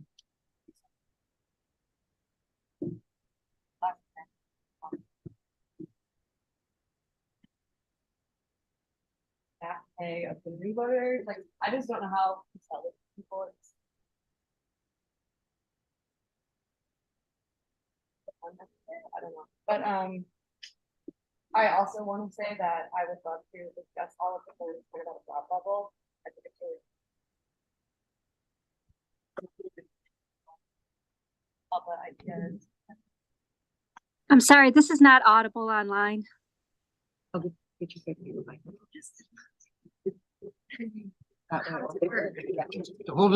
it up to your mouth. I was just saying that I still think it's dishonest to call it contingency and confusing to sell to voters. And also I would love to spend a moment looking over all of the ideas in option 5.1 before we continue into like this more detailed conversation, because it's a little hard to move through it like this for me. I hear you, and I don't disagree. We're over halfway through this process, and one of the reasons that we continue to add to the motion to continue to discuss, the options is, for that reason. Once you've heard, gotten a feel for support within the room as well as, what other types of options are available to us, I think it allows us to zero in on one or more of these and craft them into what we want. Dale? Yeah, and I'm gonna throw something out here, it's just a combination. I think we ought to be looking at this. Take 4.2 and straight down as it is, except that we use the project list from 5.1, which frees up $73 million. We drop the $73 million into 4.2 as the contingency. One more time. Okay. We're taking, let's call it 4.3, okay, just for fucking sake. And say, we take the project list from 4.2, right? And remove it and replace it with the project list from 5.1.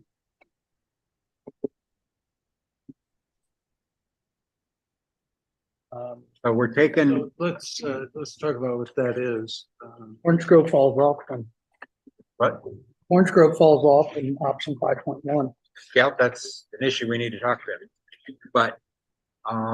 But just to get the idea out there is that by we reduce to the option 5.1 project list and substitute that in for the $1,050,000.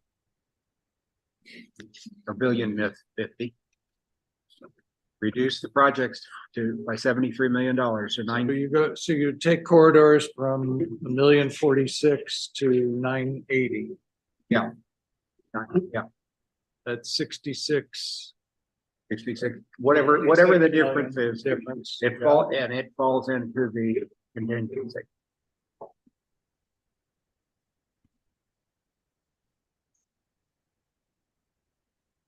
Okay, so you'd have a $66 million contingency and you'd have a $980 million, corridor project. Yep. Right, and that is. Or Drexel or Campbell. I'm looking over here. Does the county have a comment? We asked them about that last time. Okay. I don't want to hear it again.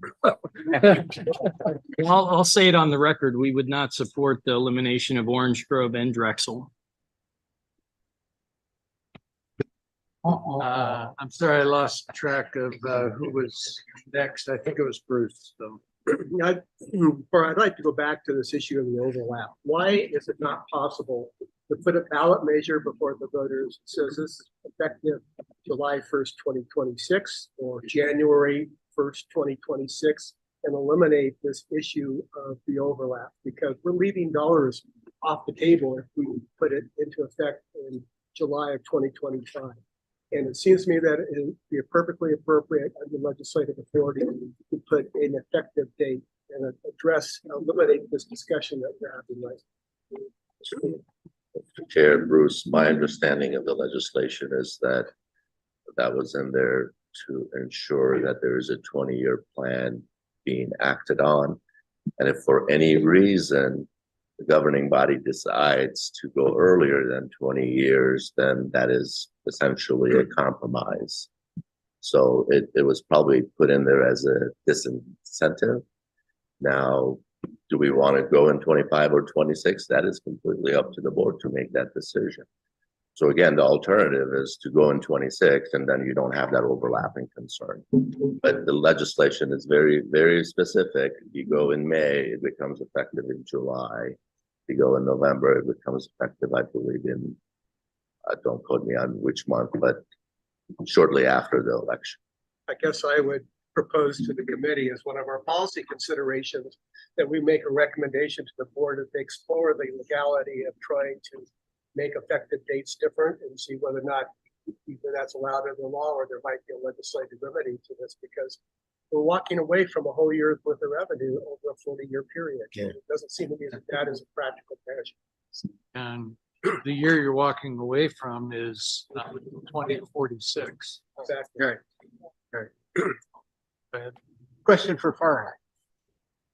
If they switch under the current law, and I understand and I know you say maybe there's a legislative solution unless the legislature changes legislation, the legislative solution will be difficult. But if they go with a 2026 vote, or even after July 1st of 2025 vote, then it becomes effective a year later. And we don't have the problem, right? No, I believe And- if you go in the well- spring, it's 3 months later. If you go in Okay. fall, it's 3 months later, roughly. So you can, okay. Now, but there is no, and this is about how long the legislation is effective. And my understanding is it's effective ongoing. So if we make the date so we get the full 20-year of revenue, then if we don't get the vote to go back, then what we do then was we create a gap of a year in revenue. Is that right? The way the legislation is written, if it does not pass, you continue to collect for the entire Yeah. 20 years. If No, it passes, then you forego that 1 year. Yeah, but what I'm saying is you create a gap between the two plans. Yep. Yeah. Is if you have to have an election, a second election, what you're getting, where you're gonna get yourself in a position where you're gonna have a year or so gap where you have no revenue. Is that? Well, if Correct. you go in May of 2026, you will not have a gap. Yeah, but if you end up going in May of 27 with a You will second have a gap. plan, You will then you a have a gap. Of course, yeah, Okay. Yeah. And it takes a legislative fix to do that. of course, yes. Mr. Chair, just to add to another option to what Bruce said, 2024 is a year before all this happens. 2024 is the legislature meets. It would seem that an option would be in order to keep whatever it is, $100 million of transportation money on the table in Pima County. We have an opportunity during the 24 legislative session or a special session to petition the legislature, the Pima County delegation, and others to change the legislation so that that date is moved to a date that is more conducive to reality and not such that it leaves us with a I would frame it as, we all voted for a 20-year plan, but we're getting a 19-year plan. And I think that's a legitimate option. There's no guarantee of it, but it certainly makes sense. You know, folks up in Phoenix seem to like to build roads, so, you know, what the heck. And the legislature also likes to control. Yeah, I know. RTAs, as they are in Maricopa County. And I think there's at least one train of thought that says, don't ask for something because you might get something you didn't expect. Yeah, of course. Well, and I think we can be a little more specific with that, is that there are specifically, when Maricopa County is there, they have to get something passed. And they are actually, the legislature, the majority of the legislature is pushing for transit limitations on transit spending as a part of the reauthorization for Maricopa County. And that obviously is counterproductive to what a lot of us are thinking, okay? And so that's a risk that kind of a recommendation runs. Is you get something that says you can only spend so much on that. Kevin, did you have a? Yeah, well, this is going back to the project list as option 5.1. And yeah, I don't think I can support it without the Orange Grove in there, but and this is something I mentioned a year or so ago. one that I could see swapping out, so it would still balance, would be the Sonoran corridor. $20 million of seed money for over a $1 billion project still doesn't make sense to me.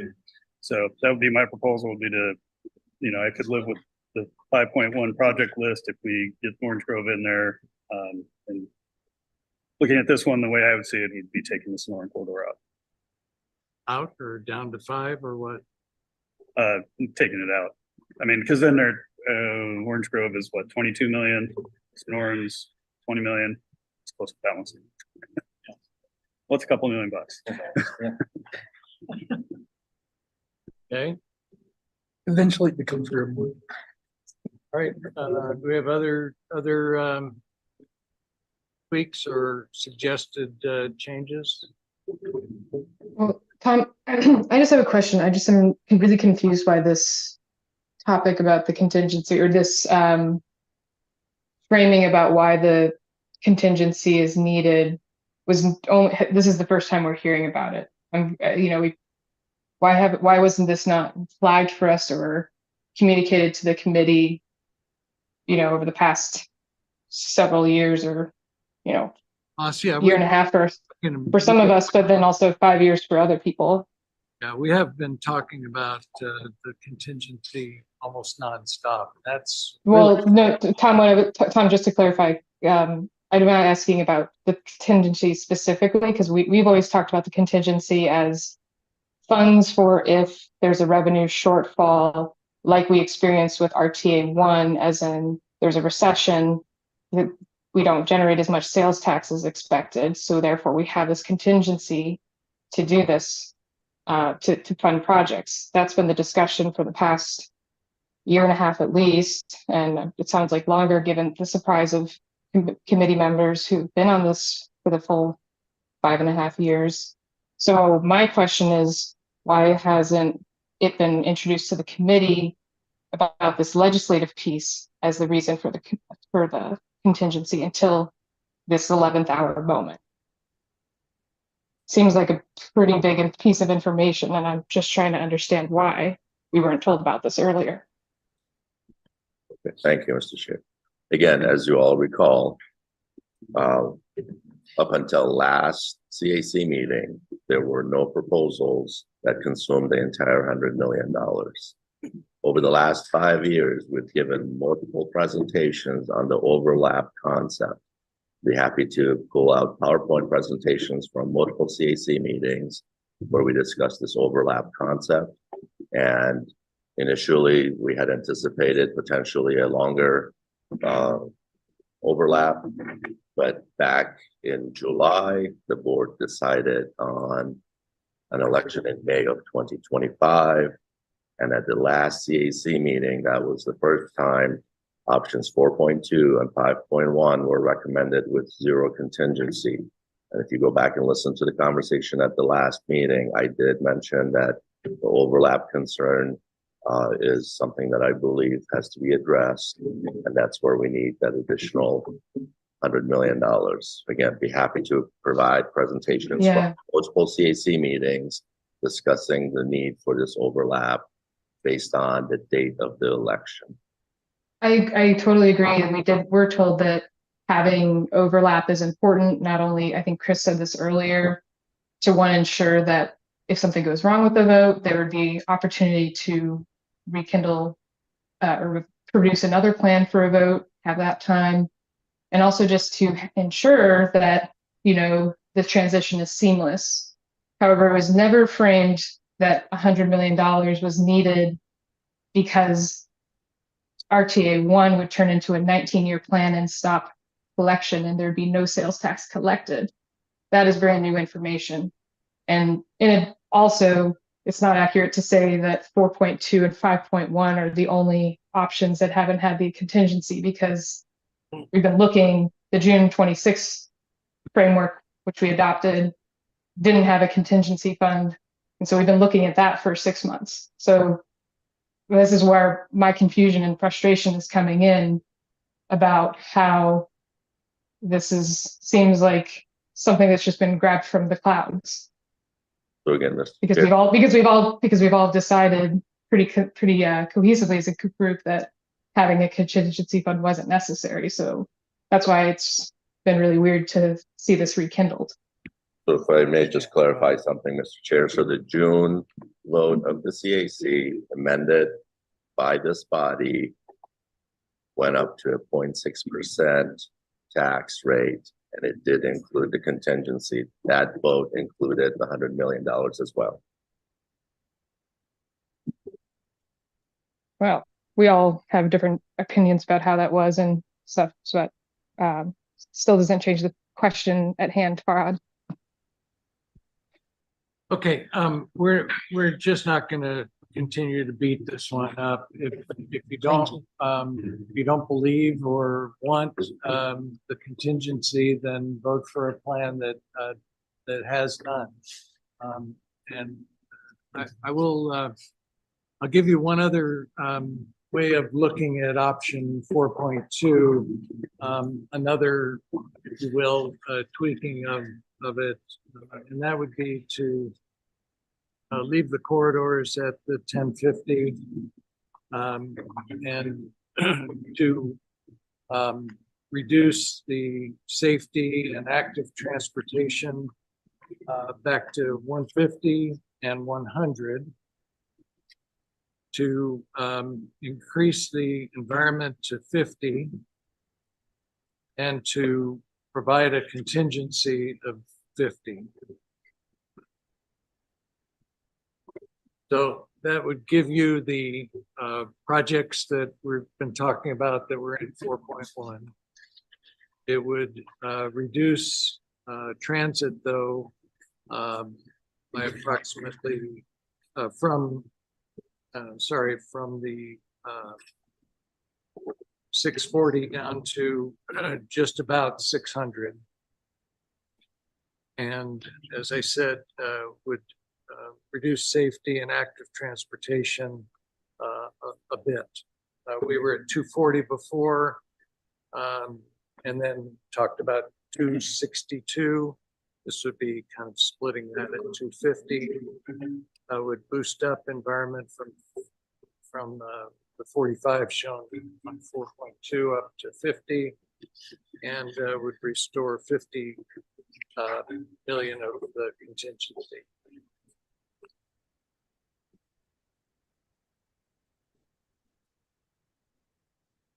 Ron? Yeah, I think that's an excellent option. And pretty well splits everything up the way I perceived it. In my view, transit for some unknown reason should be 610, because that's 100 million more than RTA recommended. But and that would be enough money to cover, the rapid transit issues. It's $100 million kind of set aside for what those needs are. And but all in all, I think that's a good option. And if you've been trying to add this in your head or on paper, you'll see that it doesn't balance. I would suggest that the difference to make it balance come out of the 20 million that is allocated currently for the Sonoran corridor. I think it's somewhere in the range of 5 to 10 billion that it doesn't balance by. But if you want to take, if I hear any concerns about that or anything that's missing, let me repeat it. Then What would you like to name this see one? what adds it up. What do you want to name this one? 422? Just 4.2. Okay. Modified as follows. Got it.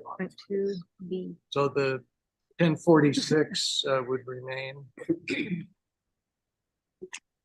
and 237 remains. 640 goes down to 600. Safety goes from 160 to 150. Active transportation goes from 102 to 100.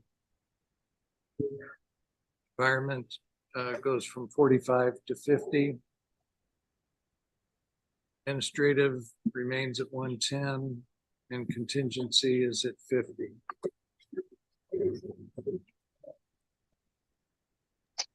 Well, I'll just say, I think those changes make this proposal worse, and I have no support for that. I think we cannot cut transit safety, active transportation at all.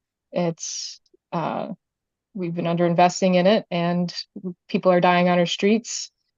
And we need better other options for transportation in our region that are going to be healthier environmentally and physically for everyone. And so this is not going to be a good plan for the next 20 years. So I would vote very strongly no.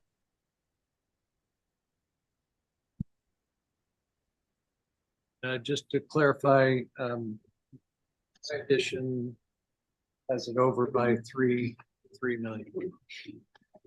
To make that up, Alstone corridor. Yeah. We change Sonoran corridor to 17. You would change the corridors to 1,043,000. Is that? Corridor, yeah, right. Just 1,043,000. Right. It would be the 2.34.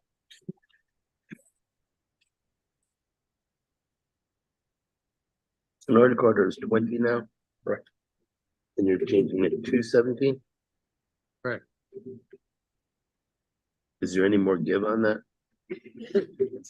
As in, go, Your proposal. go further down. I mean, I'm Just- just, Orange Grove to me is more immediate and is necessary. This includes Orange Grove. No, I know that. I know that. Yeah, I know, but we're also cutting some other things here that I think are really, I'm not interested in seeing cutting that much. Thoughts about that then? Want to see the safety up further? Safety and to whatever we can add to transit. I think the contingency at 50 could potentially go to 40 or 45. You know, then the board will have to figure out. I really think that that's a consideration for how they want to schedule the election and how much money they want to raise to campaign for this thing, to be honest.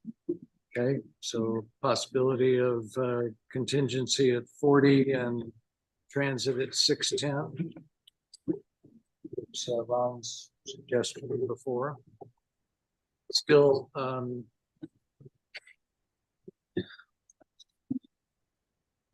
doesn't change anything from Sonoran corridor. I mean, any further. You could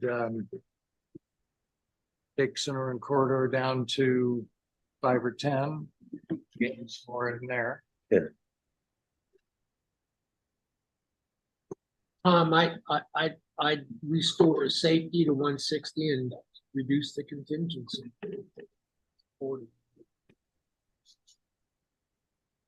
Your numbers. So I would leave transit at 600.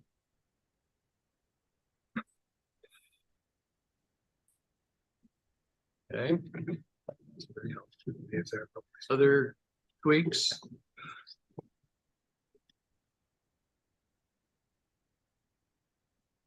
Abby. Just for fun, and I haven't done the numbers, but since we're having these conversations, and Carmine's gonna be upset with me. But I'm looking at 4.1 here. And I wonder what it would look like if we got rid of every single project that was a road widening. Kept all the improvements, kept all the railroad grade crossings. I'm very concerned about everybody's safety everywhere in the region. Kept all the corridor modernizations, but every place that we have a road widening, got rid of that, took that out of the corridor projects and threw that in the contingency. I mean, this is what it feels like. We're randomly pulling numbers out of other projects, but I have real reasons why I'm concerned about road widenings. As opposed to like fictional cuts from or adds to the transit budget, which we know could be much larger than that. So I don't know if we've done the math on that. I'm gonna put that out there as a proposal. I know it will probably not pass, but getting rid of anything that involves adding a lane, gone, take that money, redistribute it. That removes a couple of high-ranked county projects, which is why I would Carmine before. respectfully, I would suggest that maybe fits into option 5.1 a little bit better. I don't think it does because 5.1 still has far more funding for corridor projects than that still includes, I think, road widenings, which when we had to do this ranking exercise. Well, but Initially, I guess didn't what I'm rank saying, any of if the you're roads. looking for contingency, then by taking out all the road widenings in option 5.1, you would be able to restore. I your- see, you're saying use 5.1 as my basis to make those suggestions from there. Yeah, Sure, yeah, I can talk about that when we get there, or we can renew this again, but I'm gonna echo the concerns that everybody else has said about the contingency. And I'm gonna say that Bruce and I were both just looking at the statutes for the election date and effective time. We couldn't find it so far. How did you think of us the number? Yeah. Thanks. okay, so one possibility is 610 for transit, 160 for safety, and 30 then for the contingency. Heard a number of people suggesting that even 40 was a step too far.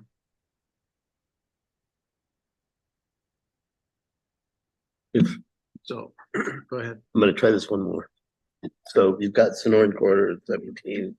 If we can pull 10 more out of that, so that there's said $7 million, it's neither one is gonna go far enough to do much of anything, but at least you can do some preliminary studies with it.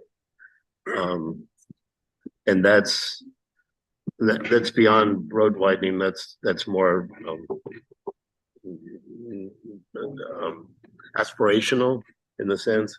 And the comment about road widening, a lot of road widening is in here because it's dealing with sins of the past. And that we're behind and we've got problems, and we can't just arbitrarily take one of all kinds out of there because they're needed. They're just needed. They're not going to be solved by transit system that doesn't exist and doesn't go into those areas. I guess like Arlen, I can really appreciate that. I guess to me, if we're supposed to go and tell our community to vote for something, how is it that we're going to tell them, yeah, you're right, everything, the whole idea behind these projects is, wrong, and we know that there's better ways and, that we should be doing. But we're paying for the sins of our past, and so we just need to do that. That doesn't feel like a very compelling case to voters to do that, especially given the sensitivity that at least City of Tucson voters feel around this entire, that's around the ITA in general. So I think I just really want us to be thoughtful about what we're allowing to, or what we're willing to, wash down the stream and ignore, rather than standing and drawing a line and trying to really push something better. Because this isn't the only funding source for transportation in our region. We know that.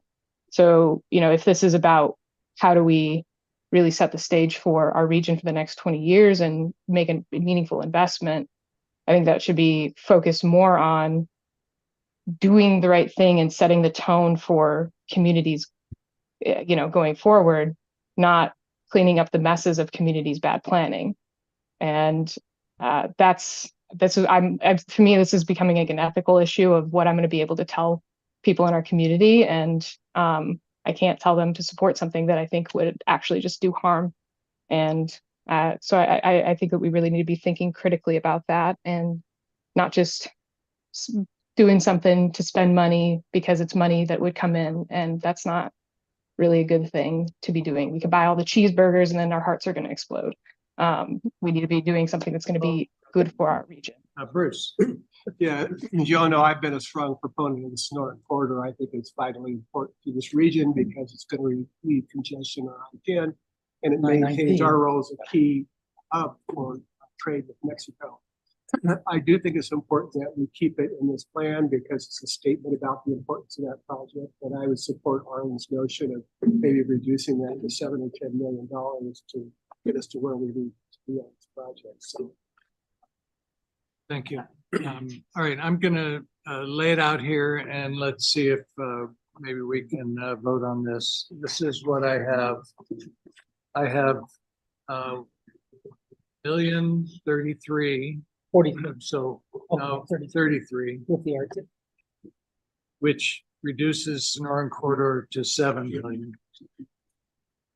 237 for deferred projects, 610 million for transit, 160 million for safety, 100 million for active transportation, 50 million for environmental, 110 administrative, and 40 million for contingency.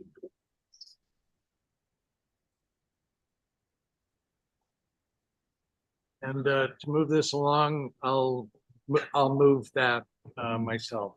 Second. Just a second, Bruce. Bruce seconds. All right. Any last minute protests? If we run over the numbers again, make sure we got them right. And make sure they add up. Thank you. Somebody got a calculator? 33. 33. Sorry, 1,033 million.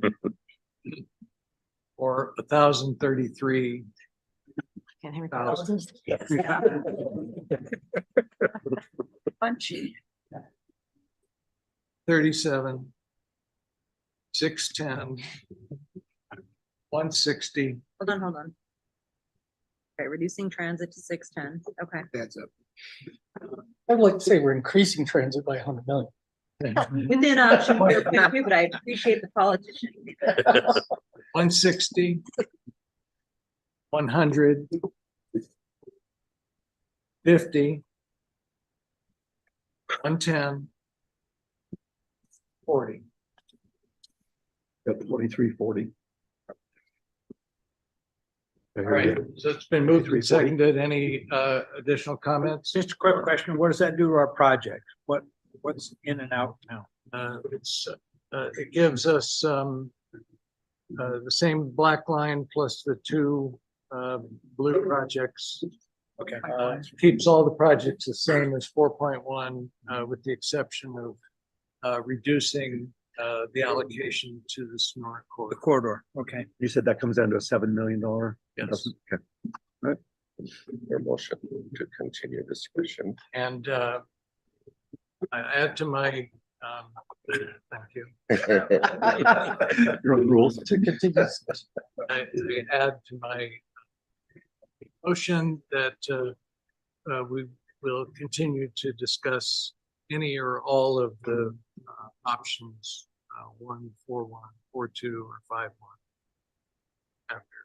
So if this one if this one fails like the last one, does that mean we can't talk about this one or any other ones? No, it means that we can talk about this one or any other ones, Even if it fails? even if it is.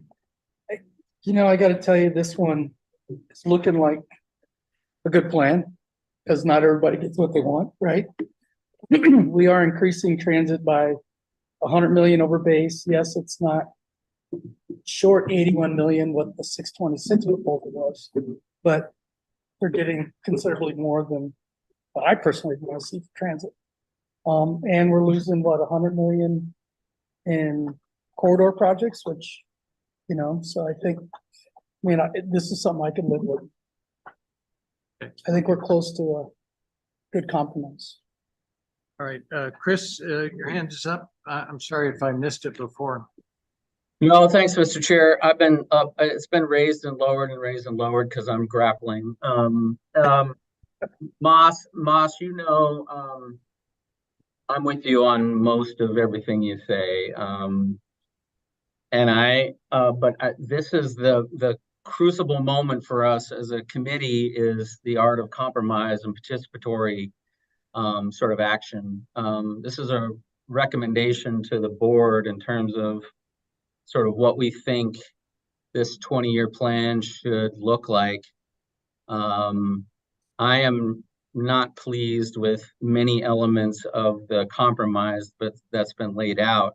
However, in the spirit of compromise, in the spirit of trying to reflect the broad range of concerns of the community over our transportation requirements, I can support the motion because I think it's a solid reflection of the principles that we've articulated. And again, with the idea that this process is compromised, I would urge all of us to support the motion just to reflect that.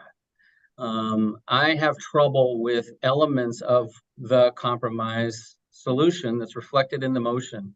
However, I believe that we as a committee really in the art of compromise should support this. I'm not happy about any cuts to the Sonoran Corridor element. I've expressed support for that in the past, but I really do think that this compromise approach is good for the community. It's a solid recommendation to the board, and that we should support the motion. Thanks. Just one kind of aside regarding the Sonoran Corridor. I just want to remind everyone that 20 million would be less than one drop in the bucket for the overall cost of such a project. What it does, though, is it commits the community to pursuing that project. And to me, that's an important aspect of it. Dale? I'd like to say me too to what Chris just said, because there's a lot here that I don't like. There's a lot of things that, but this is something that I think I can support. I'm sure there'll be other people who won't. And so, I'm going to say one thing I wanted to clarify is that I wanted to clarify that the transit includes the BRT for the city. Okay. And as long as that does, then I will vote for it. But then we'll have to continue the discussion. Just to clarify that, my understanding is that it becomes an entire amount, but we have stated on numerous occasions that 70 million is allocated to the city. As you heard from Sam, they will spend that the way that makes sense within their transit requirements. Except that we will say that they can't spend it on neighborhood circulators. So now Mel can vote. All right. I think it's comfortable to say they can't spend it on neighborhood streets too. Yeah, great. Okay, Mas, quickly, please. Yeah, I really appreciate the art of compromise. I think that, for one, Carolyn and I just have worked, recently again on trying to, evolve the June 26th proposal into something else. And we have that. We worked pretty hard and consulted with a lot of jurisdictions and getting insight and making iterations. And I think that and we're not seeing that here for one, because I think I missed the early part of the call. So I think that there is a compromise plan that really ticks a lot of the boxes, and we're just not seeing it. And for me, where I think the big issue that I've been having is that, when you look at these numbers and you parse it out by jurisdictions and you look across, regional population by jurisdiction, sales tax contribution, voters, the city is getting screwed every which way in these plans as far as allocation of funds. And it's not equitable. It's really coming back into every concern that every council member has raised from the city of Tucson about how the voting structure, the way the RTA has operated and operates currently puts the burden on City of Tucson voters. And this proposal and the first two don't, and they're just not even in the right ballpark. And to me, it's not really a compromise. Really what it seems, what this has felt like is that suburban communities have said, we want our, $157 million projects to help us continue to grow and not, pay taxes in certain ways and do these different things and, not incorporate, for example, and get our state revenue share. But City of Tucson, please continue to build infrastructure for us to use and to continue to pay for our projects while your infrastructure, crumbles and, people have a hard time. So to me, this isn't where it feels like we're being kind of gaslit into thinking some of these things are compromises when really they are City of Tucson and the wrongs of our past, the sins of our past, kind of try to say like, hey, we're giving you a little bit of something, you should be grateful and this should be a good compromise, when reality is that there's just been a lot of work that we need to undo, and this plan doesn't set that stage on there. So that's where I'm coming from. I'm all about compromising. I've been working really hard to try to find something. I've let go of things that I have not wanted to get in that. And so I want to say, like, I'm about that and I'm trying to. I just think that this we're getting gaslit into thinking that we're getting something good when we're not. All right, well, I think you just explained how your vote is gonna go. I'm not sure, but we'll see. I just wanted to Moss's point, I just wanted to say to you, we are going to be moving to 5.1, and it is in 5.1 where I will be introducing some of these issues that we have talked about. So all right, hopefully we'll get there soon. Thanks. A reminder, as I said before, any of the proposals that you can live with, you should vote for. And it could be more than one. Yeah, I appreciate Moss's point about sort of compromise being dependent on where you look at the polls. And I would like to push one of the polls even further than Moss is saying. And I appreciate the concerns that have been reflected about City of Tucson's concerns. I'm here as a resident of Tucson, but I'm not here as a representative of the city government of Tucson. My positions and the City of Tucson's positions are not the same. My positions are even more transit oriented than the City of Tucson's, and even less development than the City of Tucson.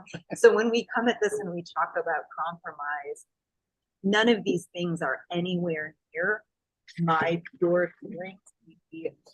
We need to be off fossil fuels by 2030, period. Right? None of these plans come anywhere close to acknowledging any of that. For those of us who are still going to be here in 2040, we don't know what the weather's going to be like here. We don't know what the world is going to be like here. We don't know who else the climate crisis elsewhere is going to be here, because it's a better place if this place is still livable. So to me, this is a rearrangement of deck chairs in the Titanic. We are the front lines of climate change, and we're looking at a 20-year plan when every single time we get a new report about climate change, the new report always says, and I get these weekly, my job, I get a new report every week that says, actually, it's worse than we thought. Actually, it's worse than we thought. Actually, things are getting hotter than we thought. So even having these conversations for me is a compromise, and I am going to vote no, probably on all of them. Because I've already compromised, and I'm willing to compromise further, and I'm willing to be part of these conversations. But I hate that we're talking about fixing problems that we see right now. We're not looking at future projections, but it's a 20-year plan. So I want to push one of the polls much farther to the left when we think about where the middle is. I think that there's a much place that can take them. Yeah.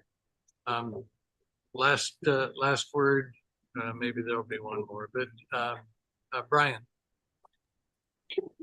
Yeah, thank you, Mr. Chair. Excuse me, I'm willing to vote yes on this one because it makes 4.2 better, in my opinion, than what it is now. But just to clarify, we're going to go back and re-vote, continue to refine votes on all these options until we find a clear front runner. Is that correct? That's correct. Okay, thank you. So Patricia, this is the last word before we. Make it good. Somewhat echoing what Abby was saying, but I just really want to like challenge like all aspirants right now. What? Show some vision and some courage. It's a huge task that we're being trusted with. I think it's easy to make a compromise when one of the options to compromise is taking the and yeah. You need to keep that in mind. I also think we talked about compromising.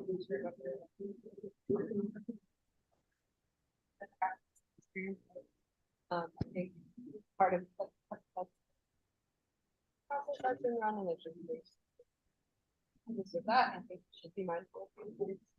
So yeah, when we're saying compromise, like this is a very small piece of the pie, and I feel like if we are trying to make for service homes, that works for everyone in the in spirit.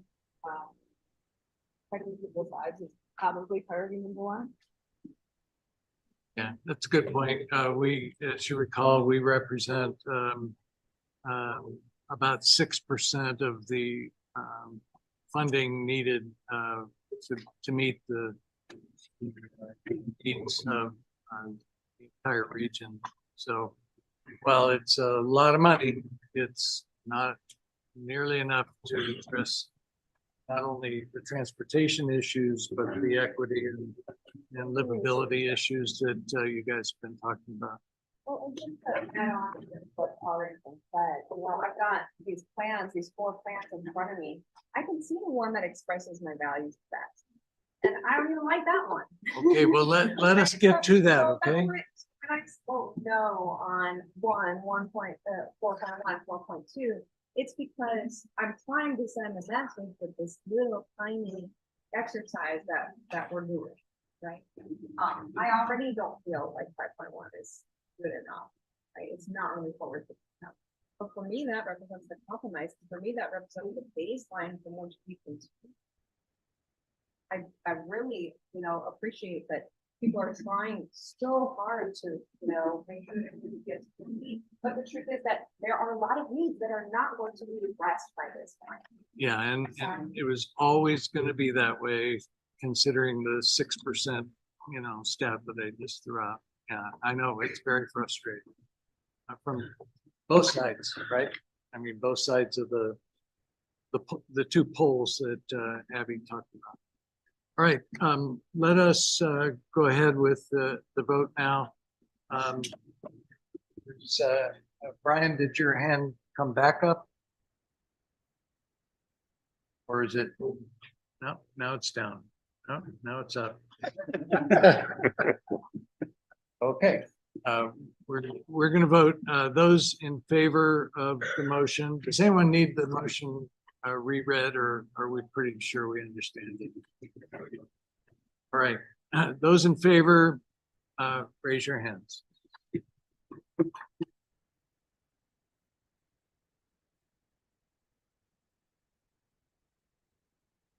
+2.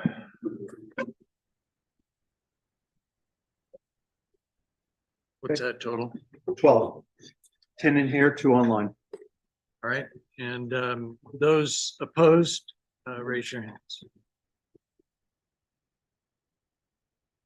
No, are you a no? No. 1 scratch. 5. We've got a 5 and a 3. We got 20. We're still on 20, Crystal? Yes. So we got 20, 12-4. This is the first one that passes with a 12-8.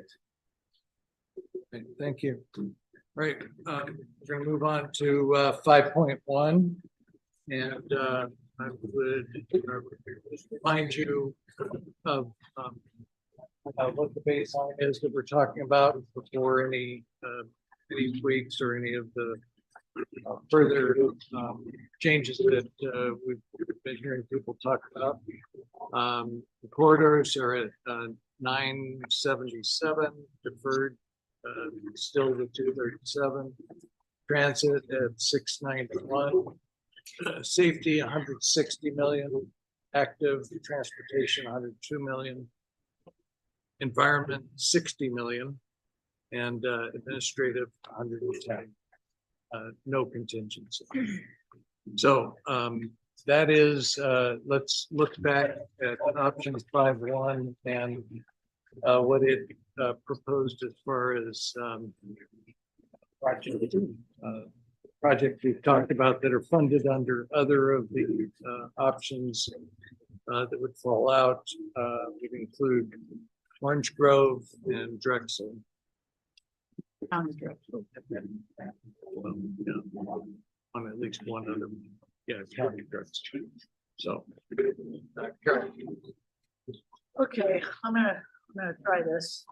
I've been thinking about this a lot and working with a couple other people in terms of seeing if we can come up with a compromise on this one. And this is based on a couple of things. So my philosophy, I guess, one is that I don't think we should present a plan to the TMCN or the board and relinquish our responsibility to be giving them a detailed plan. And so this would include named categorical projects. As we've heard, we have a list and now we have a second list. And it would also balance, the flexible pot. Like we've talked about having a percentage, but I think we have enough information at this point to actually name some and have a number. The other thing that I mentioned earlier that is, I think we really need to keep this in mind that the city voted against that plan, and I haven't, listening to the city council, I haven't heard that anything here that will get that to support. And I think we need to take that to heart because we don't want any jurisdictions going into this and not supporting a plan. And the county is included at the two largest jurisdictions. And so looking at the 626 proposal, which seemed to have a lot of support, the vote was 18-6, but we don't know which of those would have voted no if it weren't for the, the motion with the additional tax. So, and this also, there are some changes that different people may like or not like, but it also, I've been able to pull out,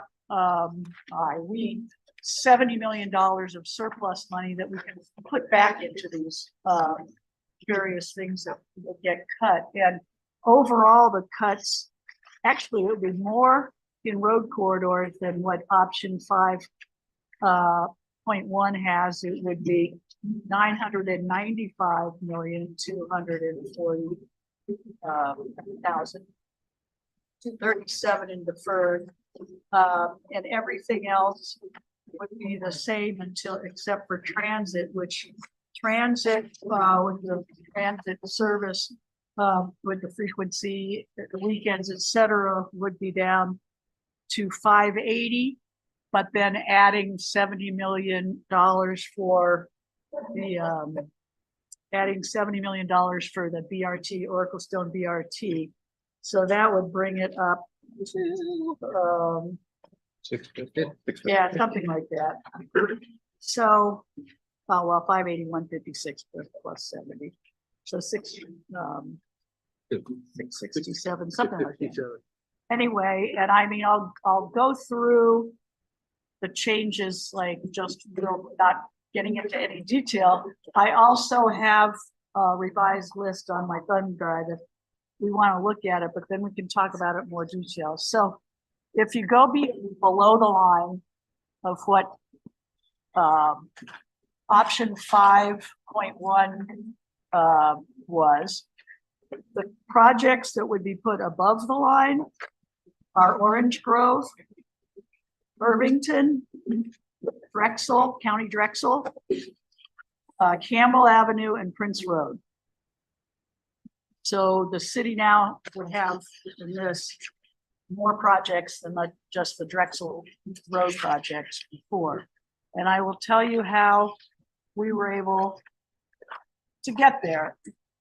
Remembering there's a $70 million that we can play with to put back into some of these. But I'll just go over the changes the only changes to the roadway element from 5.1 is to reduce the Cortero I-10 traffic interchange from 550 and put that into regional, get that from regional funds. So the total is still the same, but then the instead of 94 million that's in there now, it would be 44,749. It's Tangerine or Cortero, That's Cortero. so 50 million off of that. Yes. And then increase the non-RTA funding because it is, you know, ADOT, I-10 that, what's it called? STVG should be available for that. So the non-RTA regional funds goes up by 50.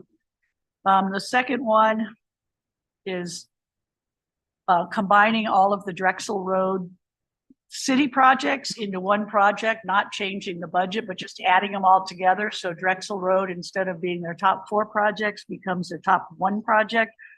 And that, so you cross out all of them and then you have a total of 125,824,000.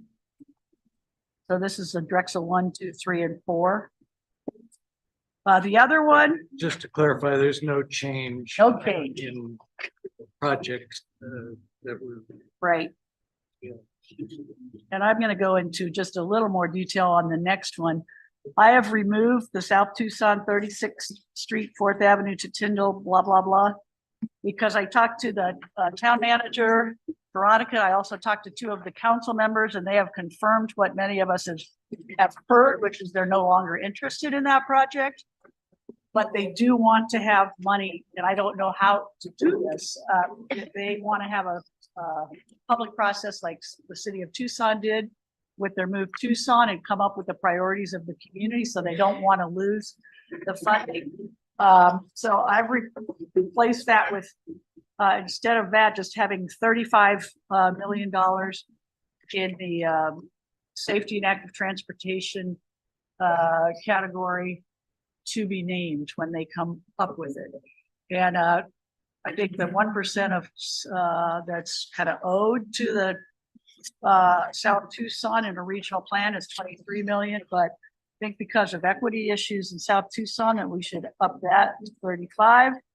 And the Tangerine Road I-10 traffic interchange, same as Cortero. What did you up to 35? 35 for this, just South Tucson and moved it to safety and active transportation. So they have a line item there. And I know this is a lot. Again, I have it on I can pull it out. Then the reducing by 25 million Tangerine Road I-10 for the same reason as Cortero I-10,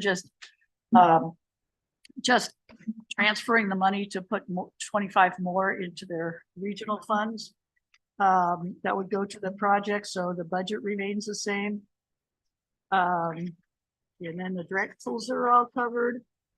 And then Sonoran Corridor funds would go down to 5 million. And then taking the third Marana priority off, as we heard in a TMC ad hoc that this town manager said that they would be okay, at least he did then, with deleting Ina Road because those 2 traffic interchanges are more are a higher priority. And I think, oh, well, and this is a sticking point that I don't want to talk about right now because we've been talking about it a lot.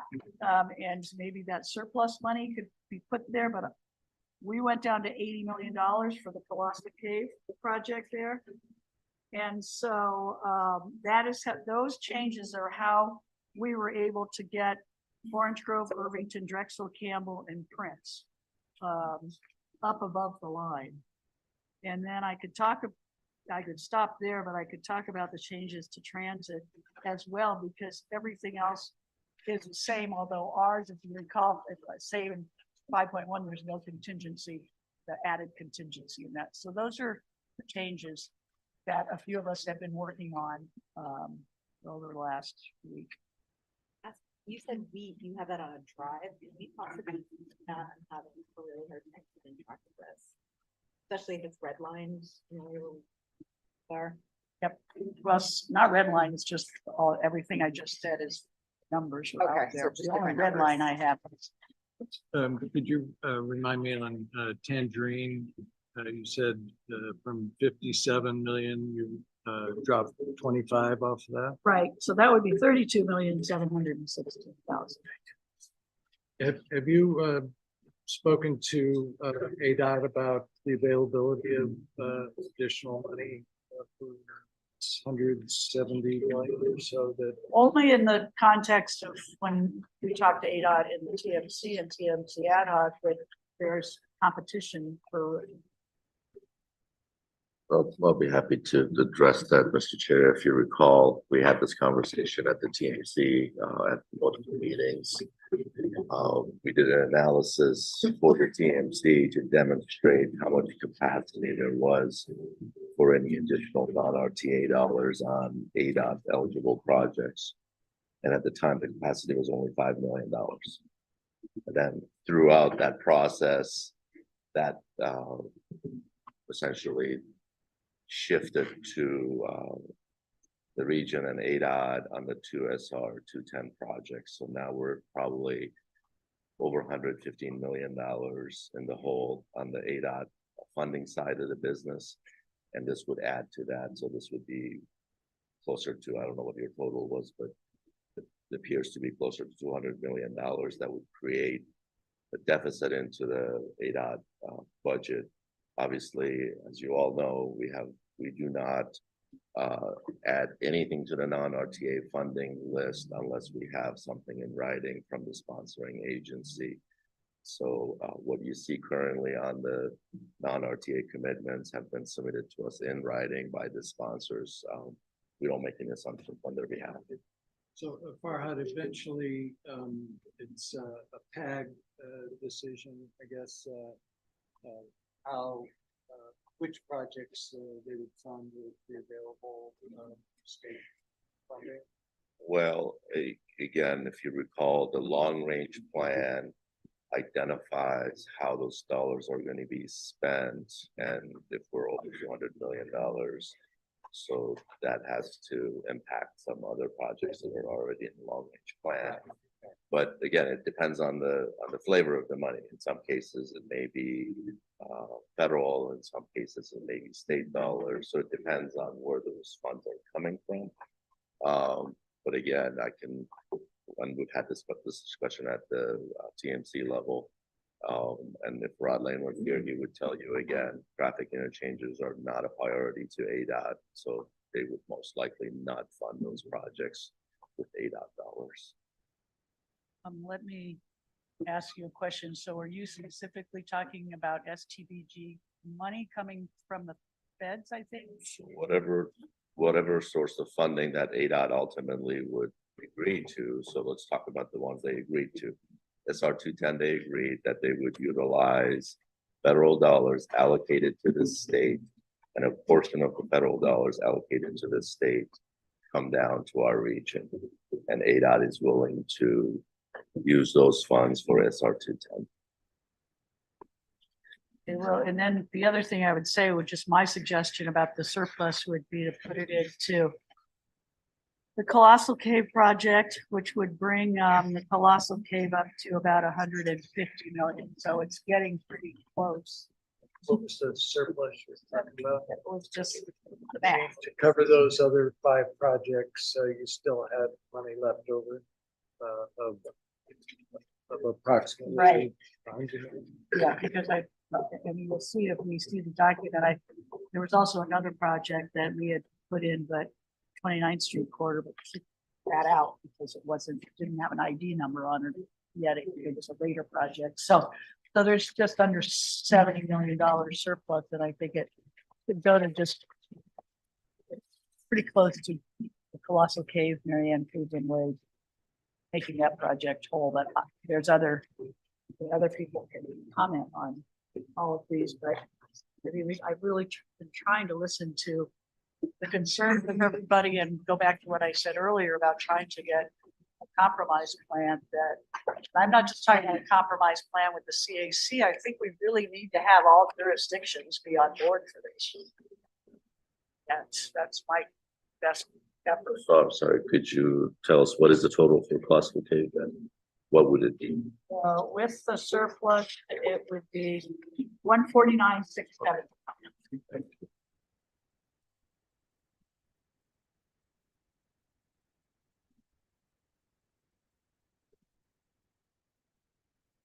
That's including the 3 million or not including it? Not including the 3 million. Thank you. Because it's. And I know it's a lot, anybody.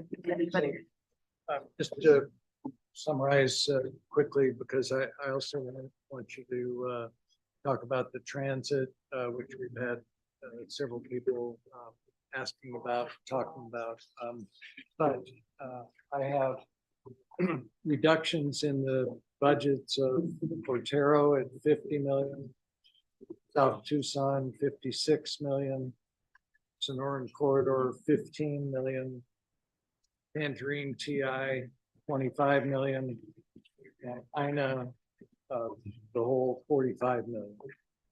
I'm not sure. That's a total of 191 million. of No, reduction. no, well, don't forget about the ones that were added. Yeah, no, Okay, those but- go toward those. But not a total reduction of the 56 million for 36th Street. There would be 35 million of that would stay in and move over to categoricals.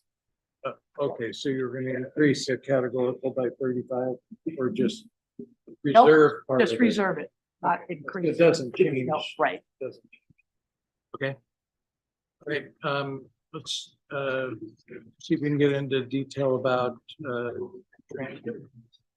Okay, the transit changes were the express service is at 26. I was trying to look at the old list, but it's maintaining the investment from RTA one, but not increasing it. And the reasoning there is because the BRT project should be helpful in taking some of that off, and the frequency investments, which I think really helps get towards more towards express service expansion. And then the neighborhood circulator bus, we had, Mel, you said the number before, it's not on this big list.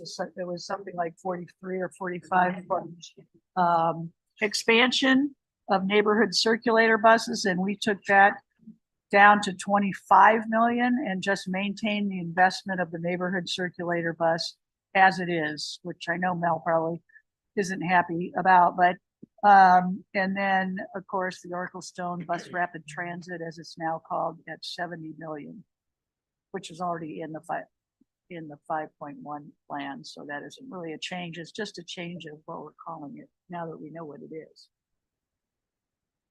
And nothing else So was changed. how much had been in original allocation for neighborhood circulators? Well, in 2006, it was 25. No, Oh, that's what What are we tweaking? we're taking out about 20 million, but I have to look to see the exact number. And same thing for park and ride. How much did we have? It's like 3 million. We just had one new park and ride, but we took that out.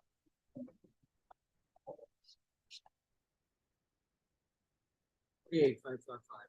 48,555, but now it's This down to neighborhood 25.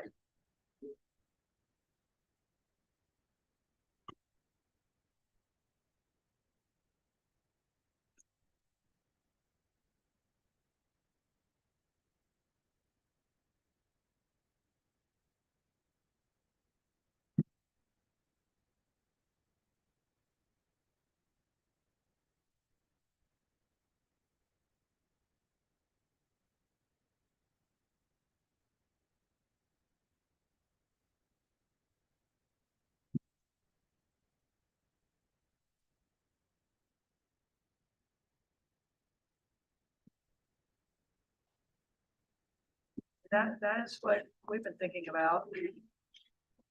Right? Total for roadway projects goes up to 195 million. I have, I think it's 97 or I think it's almost a billion. It's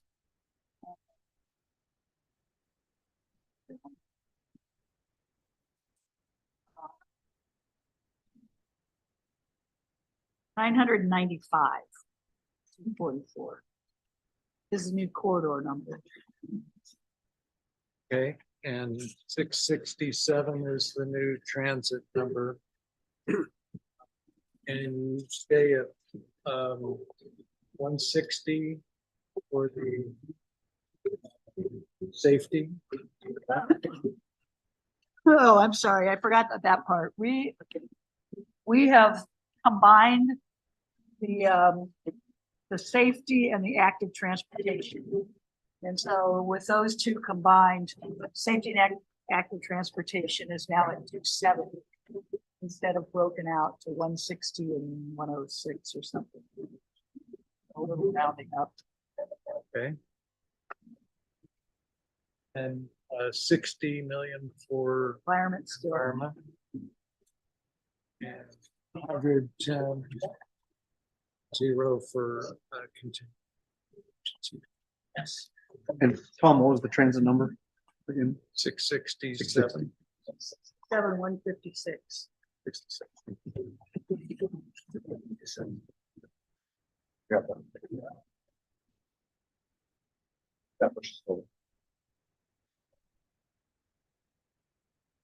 Okay. Go ahead, Eva, Given the time, I'd like to make one. on what you just heard there. Okay, I don't understand, don't understand the confidence that you have that if we're taking out, that we're gonna get them from ADOT or else. Not following that. It sounds like there's zero. I think we need to ask them. But those are two really big projects, right, expensive for two projects. Like my eyes. Terry? so Terry was on, I don't know if he's on anymore, but again, if just maybe it might be helpful to answer the question differently. We don't believe that there's going to be another $200 million to have ADOT fund any projects at this time. Last time when we had this conversation with them, even funding SR 210 was very difficult for them to commit to. the amounts that have been essentially transferred to ADOT are 25 million for Tangerine and 50 million for Cortero. Right? I think those are the only other ADOT funded projects that have a change. There's 75 million there. Exists already, what'd you say? I believe SR 210 was roughly 114 million, so that brings it up to about $200 million shortfall in the RTA plan, in the ADOT plan. Two together as a $70 million for those two projects together. And for colossal pave, you had 80. The difference was ADOT or? No, the difference was the surplus that we came up with, which in my proposal out loud just now was suggested that it go after this, after the earlier discussion, after many discussions, after what we talked about today, I would suggest that that surplus goes to that particular project. So it would restore Colossal Cave to what the county is looking at. So now Colossal Cave is Listen, we have a motion. I didn't ask if there was a second. Okay, Was that, is that Patricia? Thank you. And the amendment to continue. Yeah, and would you add the amendment that we continue to discuss all of the options as it's. I wanted to ask if there were any other questions, because I kind of. Yeah, I'm gonna do that. I'm not, I just wanted to make sure that we had settled and could have the discussion. Yeah, And that- Patricia- it was understood when I made the motion that we were going to discuss. I'm concerned about the time. Yeah. Yep. Okay, Jamie. So I mean, this is certainly creative. Trying to shit sandwich, right? See some positive, negative, positive. Anyway, so, so I gotta tell you, I don't know how we can just cut money out of a defined project that these agencies, and specifically like the Cotero Road, I mean, we know what a problem that is. We just cut 50 million willy-nilly. I mean, No, it's not cutting it, it's transferring it to the non-regional funds, and then there's. but there's no fund in the non-regional fund, so that means that we've killed this entire project. I mean, that's what we've heard repeatedly. No, well, I don't agree with Farhad that that money is, is totally unattainable. That's, and I've been told differently. Not by ADOT. I mean, we all sat in that presentation where they had the little blocks and they showed how much money came from this source and this source and this source. And I just don't know how we can just wholesale cut something. I mean, we could just go in there and say, well, we don't think existing transit service is necessary. We think it should only cost 310 instead of 370. There's no basis on that. Exactly, that's why we have what we have in transit and other people feel. I don't think as a committee, we can just wipe out what those jurisdictions told us that's needed. So so I couldn't support this one at all. So. Karen. Yeah, thanks. I just want to remind everyone that, South Tucson has already had 3 of its 4 projects cut. And, I appreciate everything that Carolyn and the group has done and in the spirit of compromise. I'm not knocking that one bit. I've talked to council members myself in South Tucson who, while not fully behind the sort of wisdom of this particular project, certainly we're not endorsing that the entire project be cut. So I'd like to hear more about moving this to a line item, and is that really doable? How does that work? I understand the RTA1 money that hasn't been spent in South Tucson is capable of being moved around, and they're potentially using it on the Greenway.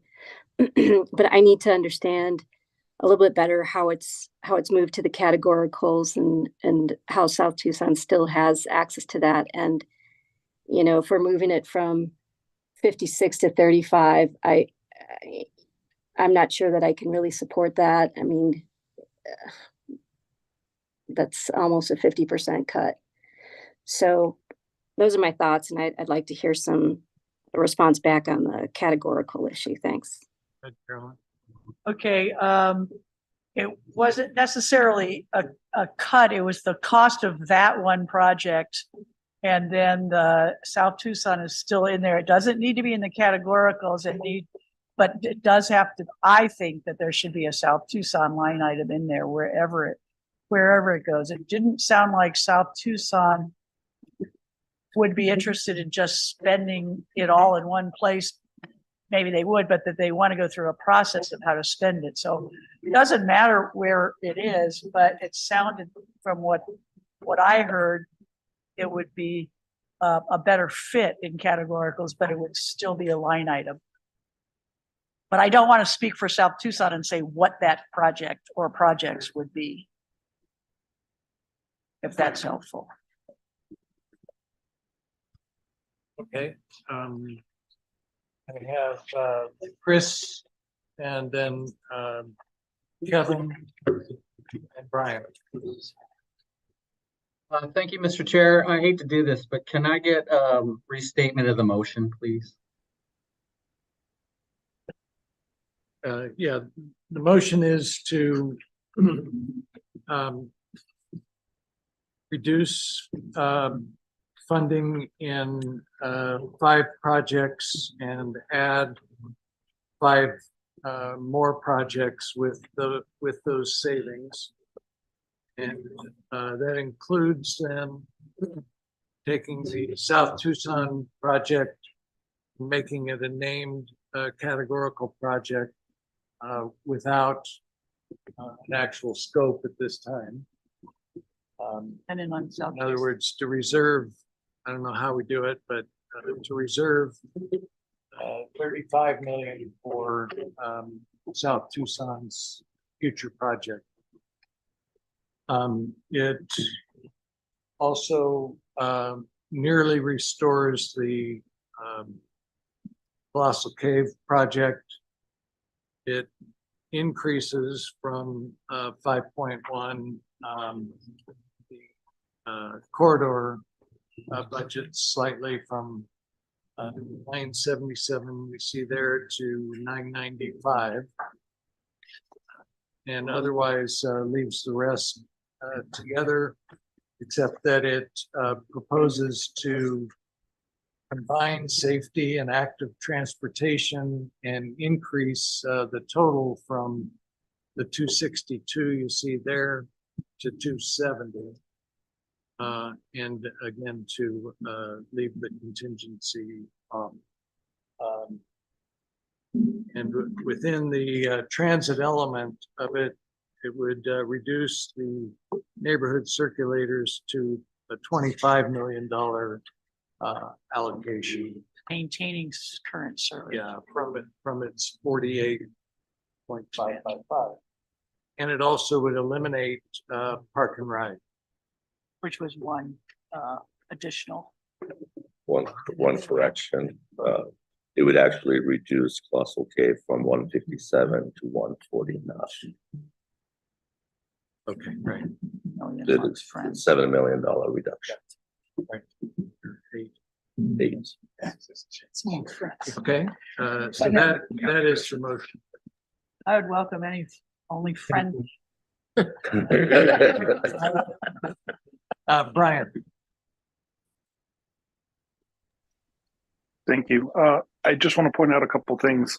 Cutting the Ina Road project and reducing the funding on the Tangerine and Cortero. If reducing the funding on those 2 interchanges, I agree with Jamie. If that funding doesn't come through other means or measures and those projects die, then that means Marana has lost all of its projects and would be the only jurisdiction with nothing on the table. I want to follow up to the comment about Ina Road being offered up. I was at that meeting. Town manager Terry Rosema did indeed offer up Ina Road in the spirit of trying to bring other jurisdictions projects that were below the line back above, but also in the spirit of compromise, hoping that others would do the same. No other jurisdiction did, and at the following meeting, Marana pulled back on that. And further with Ina Road, the reason the town of Marana believes they could do it, the other option of doing it is they believe they have enough roadway curb to curb right now that they could add a 3rd lane, but that would mean narrowing the lanes and taking bike paths or bike lanes and everything else off the roadway and shifting them onto the sidewalk. So it's certainly not a preferable option. It's just a possibility of how to get it done. But Sorry, Brian, which project? Oh, okay. the Ina Road project. Okay, and there hasn't, just to clarify, there hasn't been another TMC or TMC ad hoc since that meeting, so. So I don't know about pulling back except for what Farhad has mentioned at our meeting. Mr. Chair, if I may, again, if you recall, similar to the Colossal Cave discussion, we asked individual sponsors to formally submit any proposed scope changes or any modifications to the projects, and they have not done so since then. All right. Was Kevin, sorry. Thank you, Mr. Chair. So I'm just trying to you know, we're talking about eliminating money and we don't know where it's gonna come from, but, if we were to take the last project you added, Prince, that's $100 million. We could restore both of the TIs and then also have some contingency, which, you know, back to the, whatever, napkin, maybe 20 to $25 million in contingency if we did that. Are you talking about the Prince Road? Yes. Yeah, that was the last one you added up above the line, right? Yes. We kept that one below the line. We could have full funding for the TIs and have some, I guess. Or some more for Colossal.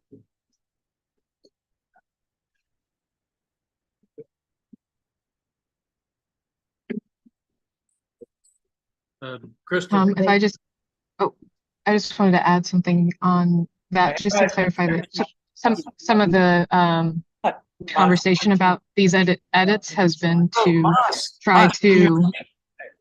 Can you hear me? Please, wait. No, I couldn't hear you, sorry. On you in just a second, but we were in the middle of taking a look at the previous comment, so I'll get to you in just a moment. I had a comment just related to that for clarification, that part of the reason some of these cuts were made and it was that there was a look at trying to make things proportional to jurisdictions. So under this, the city of Tucson gets about 43% of roadway projects or named projects. And so that's creeping it up from, I think, what we were talking about earlier is like 20%. So, you know, trying to thread that needle of how do we kind of make this a plan representative of the jurisdictions and their contributions, while also trying to provide funding to communities like Marana to do these projects. So I just want to provide that clarity as I think really relevant to Kevin's comment. Thank you.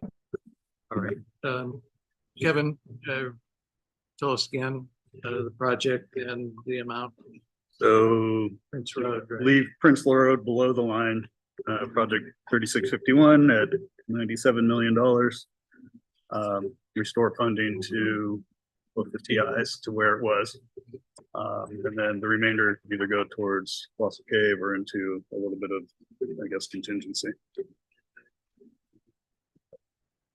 That leaves almost 90 million that would go potentially.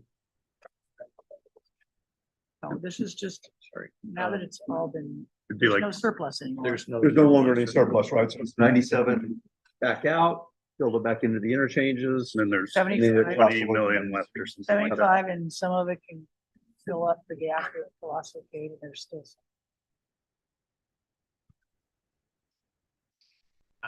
Is that acceptable to the maker of the motion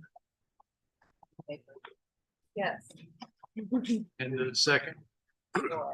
Sure. I told you I could wear you guys out.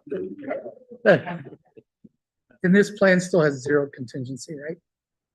I got lost. Now it's like, It has essentially zero, Yeah. less than 10 million. Bruce. Yeah, I'd like just to clarify the contingency issue because it's relevant to this one and the other one. We just looked at state law. State laws, what? Oh. Hold that for discussion with the board. Okay. It's been moved and seconded. Karen, did you have another comment? Yeah. So just to clarify, was there a confirmation that South Tucson, you could actually move this 56 or 35 or whatever to categoricals for South Tucson to use? Did somebody confirm that that's possible? Mr. Chair, if I may, again, our protocol requires a written response from the sponsors. We have not received the written response. It appears it was just in discussions with Caroline. correct. Yeah. And just one other comment, Karen, on the amount is that, I think this is in the plan or the statutes, whatever, that the population for South Tucson warrants 1% in the plan, which would be 23,400,000, but this has been up to 35 million. And I'm, as Farhad said, we are going to need something from South Tucson. But I would like to be able to move this plan forward with enough, that's still an outstanding question, but move it through the process with these kind of details in the named categoricals, et cetera, and getting more city and county projects, Orange Grove and Drexel, and then those few city projects above the line. And I think it's a good compromise, and I think it's a workable solution, especially with Kevin's putting money back into those 2 TIs from the One Prince project. Right, but under Plan 4.0, 4.1, and 4.2, if the amount was $56,000, 56 million for 36, we could opt to move that to a categorical under those programs as well, under those options as well, is what I understand. Right. Without taking a, 21,000 loss. Thank you. Well, and I will respond with Kevin's friendly amendment. There's still monies left. That might not do much for contingency, but it would do a lot to be putting into the South Tucson pot. I haven't done the math though. Okay. It's been moved and seconded, and I'd like to vote on option 5.1 as amended. All those in favor? Sorry, Mr. Chair, I just made an additional amendment.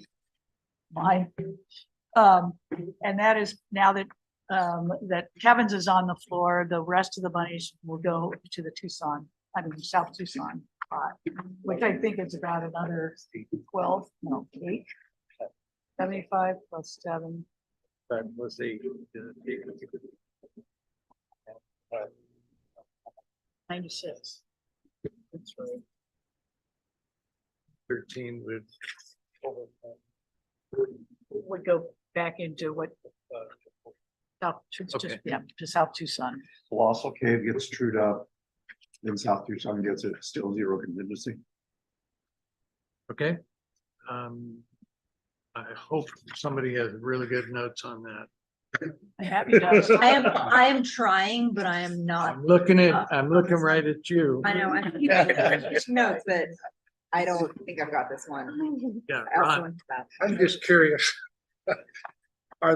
Did the money go back into the interchanges at Cortero and Tangerine? That's the First Amendment, yeah. Okay, I've got a headache. Cortero and energy, and make sure, Kevin, I got you right. And also Colossal Cave gets treated. Okay, mine is out.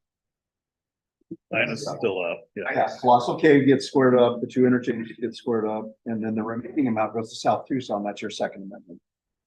0 contingency. And 0 contingency, that's correct. You offered up either. She's taking it, saying it goes to South Tucson.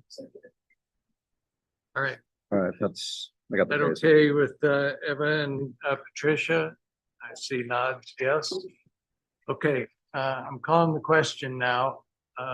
Those in favor of the motion, raise your hand.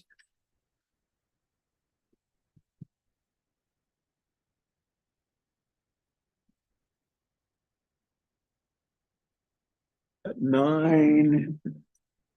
9 to 9 plus 3. Oh, there's my 4th. You just popped up. 9 plus 4 equals 13. Okay. All right. Against? Those opposed?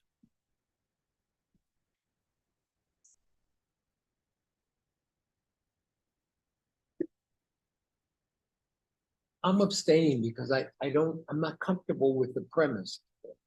Like the idea, but I'd like some confirmation that it works.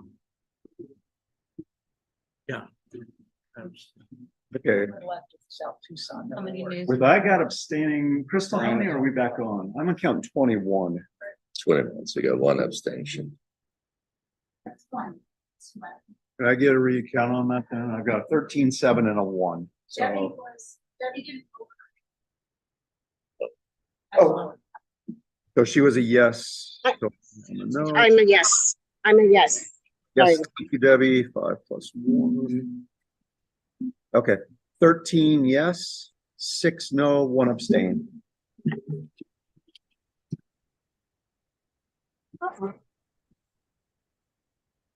Okay, great. Thanks everyone for getting through that. The thing that was just mentioned was the possibility of change to some of the other options like 4.2 as modified. If anybody wants to pursue.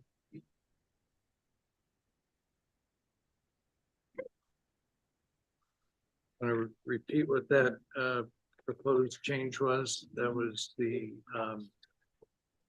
36th Street. 4.2?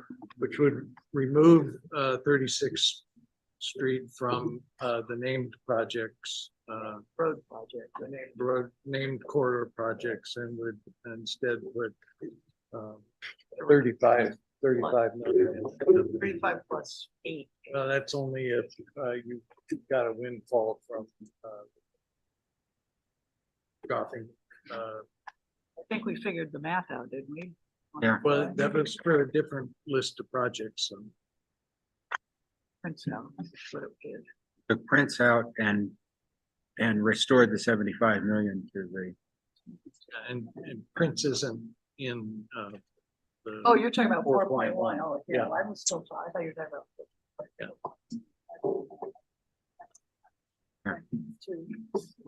Yeah, so it's 56 million that would come off, which could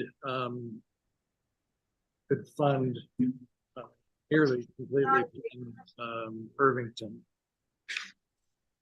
That's a placement for it. That's 63 million. And then another 7 perhaps from various sources in there. That's a possibility. We have really these two proposals, 4.2 and 5.1, that have both passed. In modified versions. Yeah, both modified. And first, to remind you, 4.2 was a 12-day vote, and 5.1 was a 13-6. Yeah, to 1.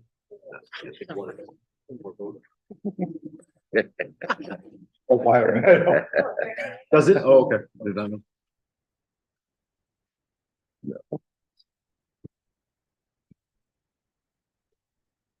There's Joanne. Still is a lot of fun. Yeah.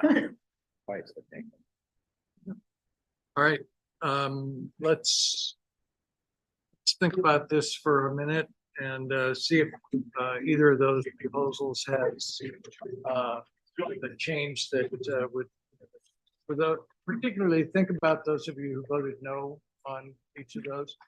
What kind of change would be needed to get your full support? Say I have heard certainly in Mel's explanation of his abstention that he wanted to know that there would actually be approval from ADOT, but if you recall, the ADOT reduction was taken out in one of the modifications to the motion. So there aren't any ADOT reductions from what we had before. So it's only South Tucson is. Is it? Yeah, South Tucson is the only one we don't have official approval. Marina too. Oh, and Ina Road. I'm Marina. sorry. Yeah.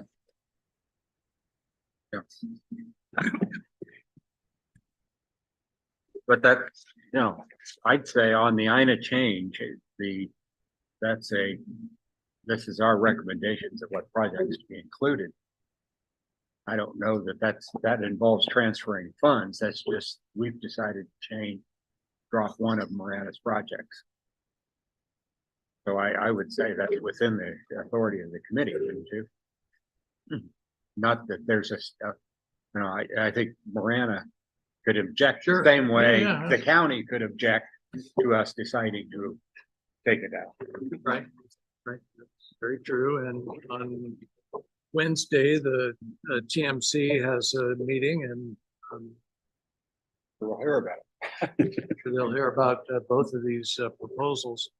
I would suggest that we might want to look at compromise between those two.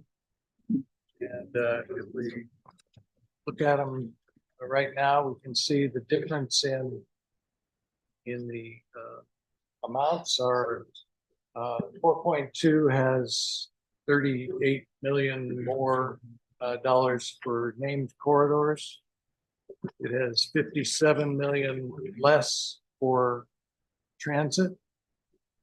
It has 10 million less for safety and active transportation. And it has 10 million more than 4.2. For environment, right? Environmental, right, and contingency of 0 as opposed to 40 million for the 4.2 as.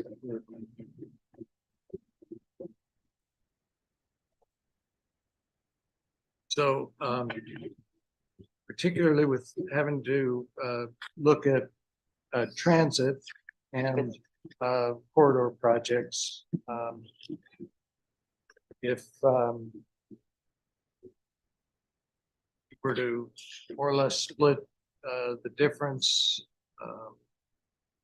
be it around 10, 15, 10, 14, in terms of corridor projects at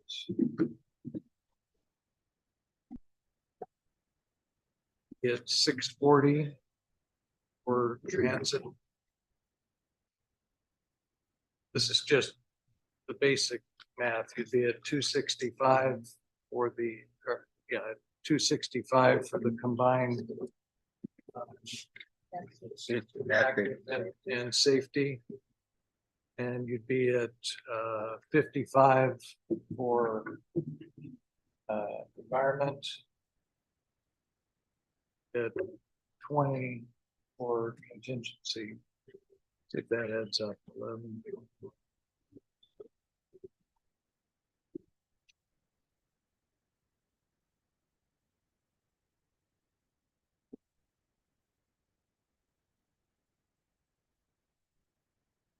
So 10 million difference.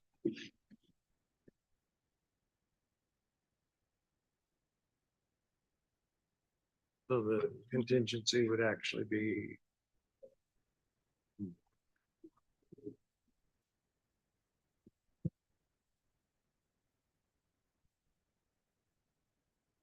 so transit voters are the 5.1 voters. Could you live with a compromise that reduced transit from 667 to 640 million? And 4.2 yeses. Could you live with a reduction of 19 million from your project list, which more than likely means that Drexel Road could be a target there, or actually you're going to, if you also move 36th Street as was proposed in 5.1, then it frees up enough money to maintain the project list. Right? Yeah. Takes it to 1050. But it also requires you to to reduce your some of the other elements. Go ahead, Carolyn. Well, I think we've heard from both the city and the county pretty loud and clear about Drexel. So I wouldn't want to touch that. The question about transit is it depends on who is going to be picking out where the reduction in transit is coming from, because with the 5.1, it was, and then this revised, we have buckets of flexible money for bike and ped safety and walkability improvements throughout the region at 49.8 million. Safety improvements and speed management for intersections and corridors at 15 million. At grade, what am I doing? I'm in the Stacy. I like moved past the transit. I'm talking about something else. I'm sorry. It's been a long day. Or the safety. I wasn't sure if you were reducing that, but I would have the same comments because those are very detailed for the subcategories. But there's the weekend and evening and weekend service expansion. We had put those together, the frequency and service area expansion, 240 million, the earlier weekday, evening, weekend service, 138.2 million. The transit service and expansion for elderly and people with disabilities at 166.6 million. Express service expansion, or I'm sorry, not expansion, that's maintaining 26.7 million. Circulator bus, neighborhood circulator, 25 million, and Oracle Stone bus rapid transit at 70. So I would not want to just, as I said at the beginning, I don't really want to relinquish further responsibility to other people that haven't been sitting here with us as to where those cuts, or staff, I mean, whatever staff, I would like to be able to make a recommendation that is detailed and meaningful, that they can throw in the trash or keep, but that is actually tells them where we would like the money to be spent subcategorically. So that's why I can't answer your question about going from 667 to 640. Got it. And in fact, then for 4.2, because it increases to 610 million, we don't know how that would be spent either. Right. And we've been told this is our last meeting, so we won't be able to take care of that at a later date unless we can.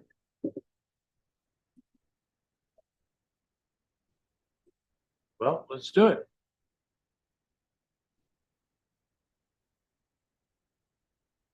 You want to talk to us about the, you know what, here's a thought. The TMC is going to be meeting on Wednesday. I would suggest that because these two these two proposals have passed essentially by the same margins. A little bit more support for 5.1, that we let the board know that we don't really have a compromise between them. We have these two proposals that have decent support. And obviously because of this, we know that there are some people who voted for both. And let the board have those two. If they want us to spend more time trying to get closer to a census proposal, we can do that. But I can see just from our comments, maybe from glazed eyes around it, that it's probably not worth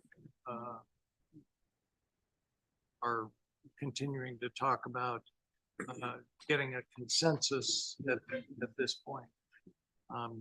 We still do need to talk about our policy or our considerations for the board, which you've all received a copy of. How do you all feel about that as a proposal?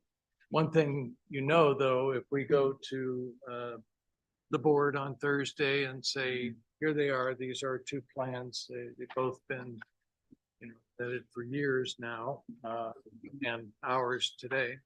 And there'll be also feedback, I would presume, from the TMC as a result of their meeting on Wednesday. And ask the board what they would like to do with that. They may ask us to come back and work on it more. They may decide to send two plans out to the public. They may make their own changes at that time and send it out to the public. But frankly, I don't give up on being able to meet a consensus, but I don't see it in front of us. I don't know if anyone else agrees or disagrees, but that's where I'll make a comment. I totally agree with you on the consensus issue. I think consensus is basically clearly at this point, we're not gonna get a unanimous vote. But we could decide, we could run a vote as to the choice between 5.1 as proposed with the modifications and 4.2 as modified, and see if there's that would clarify one or the other of those. Okay, but that's the one thing we could consider, and how anybody else feels about it. Abby? My suggestion would be that we put both of these plans forward and then we let the people who write a short summary about the concerns with the plan. Because I don't think that these are two plans that have to fit over. I think that the overall plan had specific articulable concerns, I hope, at least some of which we've heard. And I think that having that is they did both get overwhelming support, which means some people voted for both, but they are different, have different concerns. Yeah, the people who voted in those reservations. It's the project for this area. It's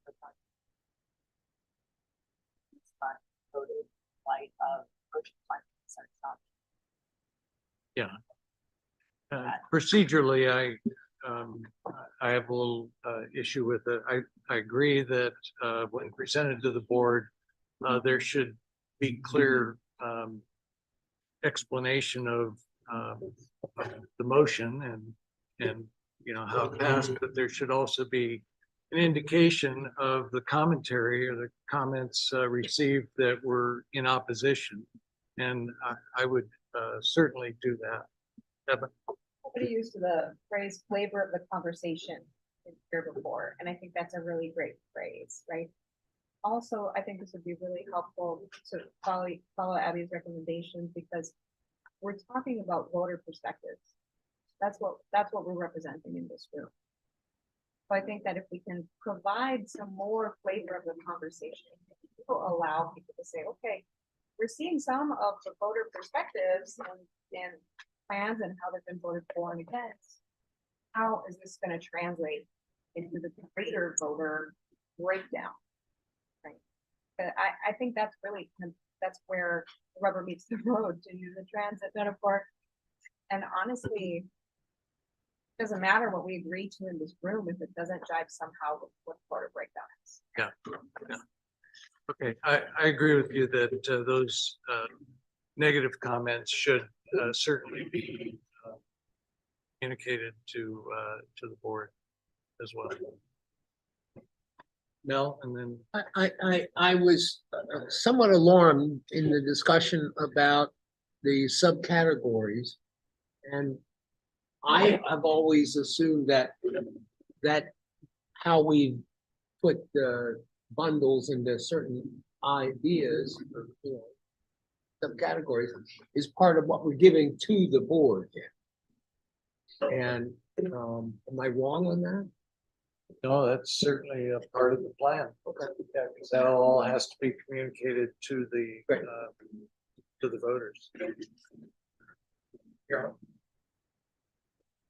Well, I kind of think it's a cop-out sending two plans to them, based on what I started out with, that it'd be nice to have something to give them. And I know you're saying that it would be good to go out to the voters and get a sense of each of these, but there's no guarantee that the board is gonna do that. I would suspect that they're just gonna take one of them or do their own or mix and match. I mean, I just don't think they're gonna, they've said before they didn't want to send more than one. What's your sense on that, Farhad? But from my perspective, it's always helpful to have one plan and obtain feedback on that one plan. Well, and so another suggestion is, I mean, this is at the risk of the plan that I like not getting voted in, we could actually have people vote for just one or the other instead of That's what however I many was- they want. I mean, that's how you vote, right? That's what I was suggesting, was that Choose we between the make two. it, we've got two plans here. We just go ahead and hold a vote. Yeah, you have to vote for one. One or the other. And Okay, let's do that. Tom, I've had my hand up. Could I speak? Because I have an idea. Yeah. So it sounded like you were pointing out something earlier, and sorry, I'm traveling today, so it's a little hard to follow some of the numbers, but it sounded like you were trying to reconcile the transit side on the 5.1 option, and it was like was it a $20 million reduction? Is that about right, or I mishear? About 25 million reduction. So I think that that's the neighborhood circulator budget right there. And so if we want to find one plan and really look for compromise further, to me, if we cut that out, since, you know, I think there was a recent announcement about neighborhood circulator being cut at like the, what was it, the Picacho, or not Picacho, some peak out west, some service there was getting cut because of low ridership and different things. And I think what Carolyn really nicely described as far as if we're increasing the frequency and expanding area and increasing service on weekends, weekdays, that the whole spirit of that. And Sam Credio, I think a couple of meetings ago, explained the test or presented to us that kind of some of the biggest things if you want people to switch over to transit or utilize it are to expand service, expand frequency, you know, do all those different things. And we're funding that in the bulk of the transit category. And so if we just cut the neighborhood circulators, which is like essentially, you know, publicly funded Uber, you know, that would get us there. And so I think that and the other thing is we know that that's really mostly serves suburban communities. And if suburban communities want to have a little bit more for their roadway projects, then that feels like a give and take, a really reasonable way to try to keep some kind of balance there.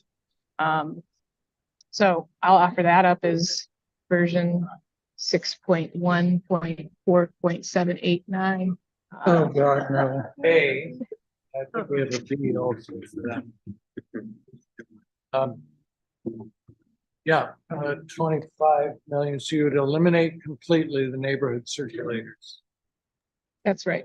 That not only eliminates the increase that is sought, but it eliminates the maintenance of those that They go away. already exist.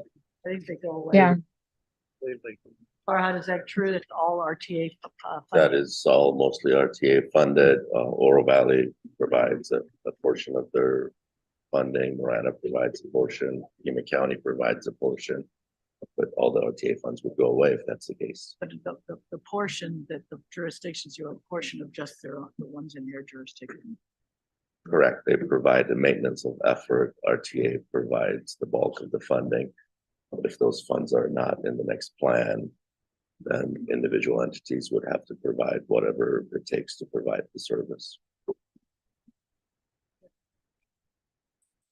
I think this is like kind of the hard compromise point, right? And we want to have, you know, certain things fully funded on the roadway side. It seems kind of, that's the give and take. So again, just to put it in perspective, that's Green Valley, Sahuarita, Marana, and Pima County, and Oro Valley. Those are all our neighborhood circulator services. There's nothing in the city on the southeast side anymore, correct? There is, yeah. Do those affect disabled folks too? Yes, so anytime we provide a fixed route service, that would also make it eligible for individuals who are eligible to use paratransit services as well. So if there's no fixed route, then the paratransit would not be provided. Neighborhood circulators are on a fixed route. Correct. Sun shuttle would, go away, that would. The circulator fully service funded is by- fully funded by RTA, other than, as I mentioned, there is a maintenance of effort by individual entities. Carol, with your proposal, was the traffic management system still in there under safety and active?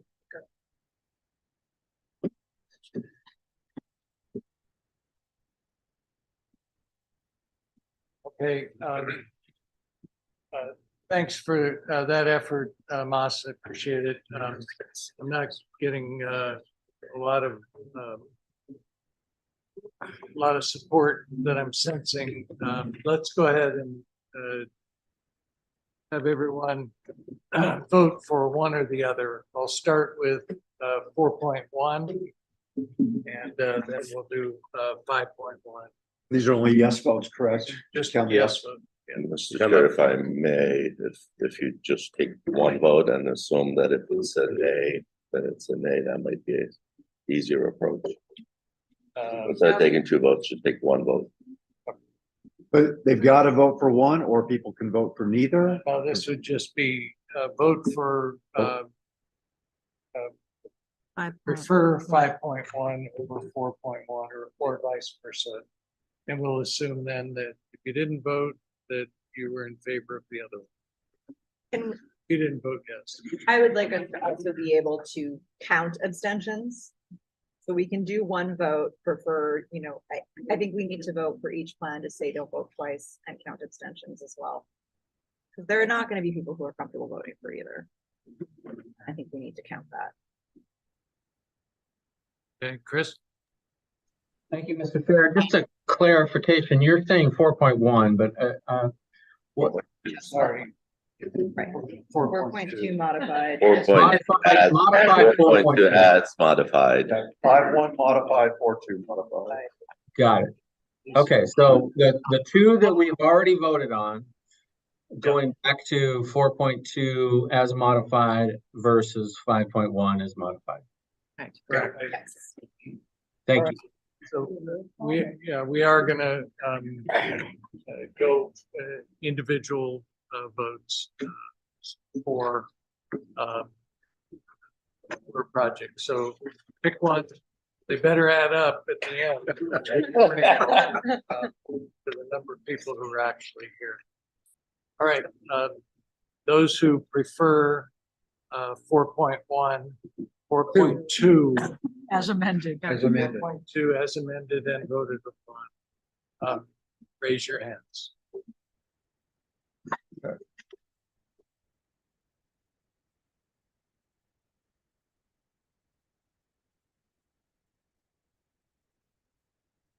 Seven plus two.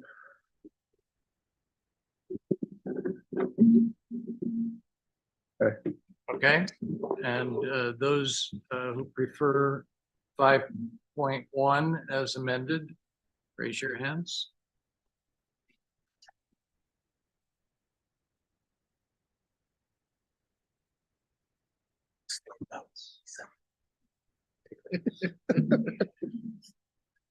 Same. All right, Okay, I'm still at 20, correct, Crystal? Yes. Yep, I got 20 on the count. okay, 9 to 11. Is that 9 to what I got? 11, 9 for 4.2 mod, 11 for 5.1 mod. Okay. Essentially a split vote. Yes. Doesn't resolve. Yeah. It's They get the consensus. same, they kind of have the same problem information. Census, option one. And, Okay, and Mr. Chair, yes. just as a comment, it's really tough because I was hoping that we could get to a compromise between these two. And I don't know how to do that. There's things that I like about each one, so it's a choice, so. Okay. Well, I can't say I'm shocked. And by the way, did I ask, are there any abstentions? There is, raise your hand. Do we want to get to this real quick? Yeah. Yeah. Yep. Because I think we're losing people. All right, we'll communicate all this to the board on Thursday. I asked Mr. Chair, can Yes. he talk about the flavor? Because I know you have. Of course, yeah, the chair speaks on behalf of the committee and he's done a wonderful job of previously conveying your comments. Yeah, I just have heard the staff say that they just need to talk about the vote. So I want to make sure that you were there to talk about kind of everything. Sure. Okay, next. Okay, you've all seen the proposed wordsmithing, if you will, of the RTA next policy consideration. Isn't this one? No, not that one. This is the original. We discussed it at our last meeting, and the next one, next version is what we ended up with. I'd like to read. Yeah, I'd like to read through these, what we're calling position statements, so that we can see if folks have any issues with them. I'll give you a second to read number one. And then if anyone has suggestions about it, say so. Just a clarification, this is discussed during the November 20th is what came back with the edits from them, and they're included in this. Okay, thanks. Yeah. Yeah, this is the things that we talked about. We attempted to build Yes. into this position statement. Thank you very much to Carolyn, who did a yeoman's job of pulling this together, and Bruce, who also helped us.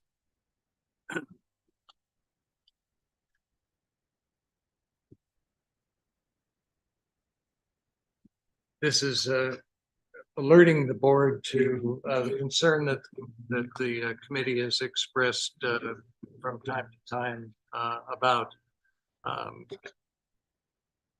taking, should there be another major reduction in the amount of revenue generated by the sales tax, making sure that everybody, that each of the categories takes more or less equal haircut. Same thing if additional funding is found to be available, that it be distributed among the various expenditure categories. You want me to just quickly remind people of the kind of things we took out and added or whatever, just without going? No, I think everyone's had a chance to look through those. If anyone wants to, they can ask for that, but. Okay. All right, any comments about number one?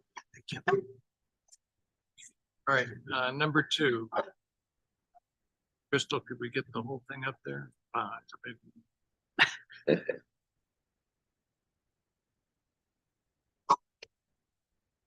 This is suggesting that there be a formal 10-year review of the plan. Which, of course, if a significant change is desired, would require us to go back to the voters again to confirm that. Kevin? Just a quick question about going back to the voters. Would it be a, like, yes or no and the whole plan's gone? Or is it a specific yes or no on these items? You know what I My mean? understanding is that it would be a vote about the change. And if the change were rejected, it would revert back to the original plan. Yeah, so yeah, especially if it's 10 years into the plan, it would be a supplemental plan. And if the supplemental plan fails, then you go back, revert back to the previous plan. Okay. Any comments, concerns about this one? All right, let's go to number 3. Cheryl just mentioned that this one was inserted after our conversation. This wasn't wordsmithed or edited. This was, well, you can read. This was discussed in the comments that we received about actually 2 and 4, I think. And yes. Felt that it didn't quite fit to insert it into one or the other, but should probably just be set by itself.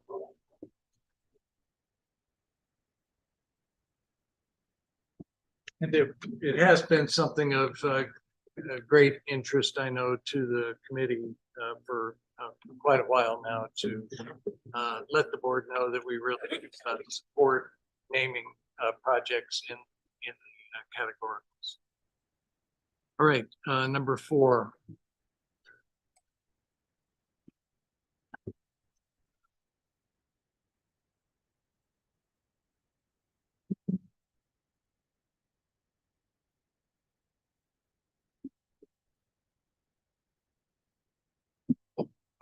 Okay, any comments on number 4? All right, next, 5. Oh, Carolyn, this is where we dropped one. Remind us.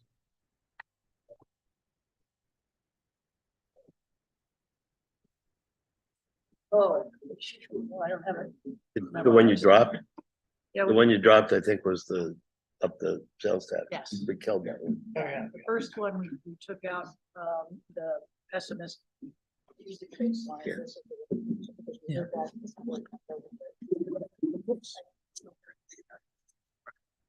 This one, number 5, is simply repeating what we've talked about, that the named projects need to have appropriate contingency. As Farhad said, they do, but that we want to express support for. Yeah, just a reminder to everyone what Rick told us last time about the actual creation of the contingencies is that for the project cost estimates, that they were based on the level of understanding of the scope for the project. So some of the projects are still not real clear. The conditions that would be encountered are not as well definable at this time, and so those projects have higher contingencies. Sound about right, Rick? That's well said. Thank you. Any comments on that one? All right, number 6. We actually took one out before the 6, which was all named roadway projects that had capacity within a specific jurisdiction for future growth. Should include a defined local match, because we talked about, you know, that all the projects have defined local match if they have any. All right, and this last one, number 6, is simply letting the board know that we're available to help them develop a final plan, should they request us to do that. Any comments on that? Good job. All right, do we have a motion to approve these as presented? And I second. Dale and Arlen. Thank you. All right, any comments? Those in favor, raise your hand.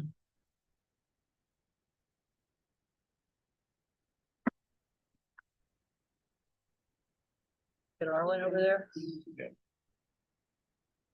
I am standing up. Yeah. Stand up, Arlen. All right, those opposed? Right. I see Brian opposed. Crystal, what's that give you a count on total people? Brian's hand was up to approve. Yeah, that's what I Yeah, thought. that's correct. It just didn't come down in time. I'm sorry. No problem. Do we have a unanimous? 17, and Brian, you were a yes? Yes. Sorry, my bad. 14 plus 3. You're at 17, Crystal? Yeah. 17 unanimous. Start somewhere. All right, thank you. It was unanimous. Appreciate that. One thing that we've talked about that would require more work certainly would be details about the subcategories. But we've just not gotten to the point where we have a consensus plan. And so at this point, I think pull that off until appropriate. Tricia? Do we anticipate that the TMC is gonna submit their? Say again? Do we anticipate that the TMC is gonna like come up with a completely different?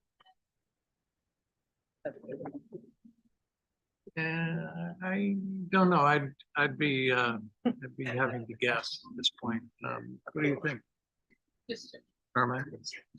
I agree with Same you. thing. I can't predict what the TMC does. We'll see on Wednesday. I mean, we're not gonna have very much time as a TMC to even look at the details of what you're forwarding. It's the day after tomorrow. Well, this is one thing, and I hope it doesn't change anybody's votes, because you didn't really go over the subcategoricals, but what we had put in this budget was $80 million in the safety and active transportation budget, 270.6 million, and as far as the policy considerations with named safety and walkability improvements, we had put $80 million for named projects, and included, the recommendation includes the list we got from the city, which I've been told by the city adds up to about 50 million, or maybe exactly 50 million. So then there's 30 more million if the county can share or refine or whatever, however much. I don't know if it would be all 30. We haven't really heard any. 35.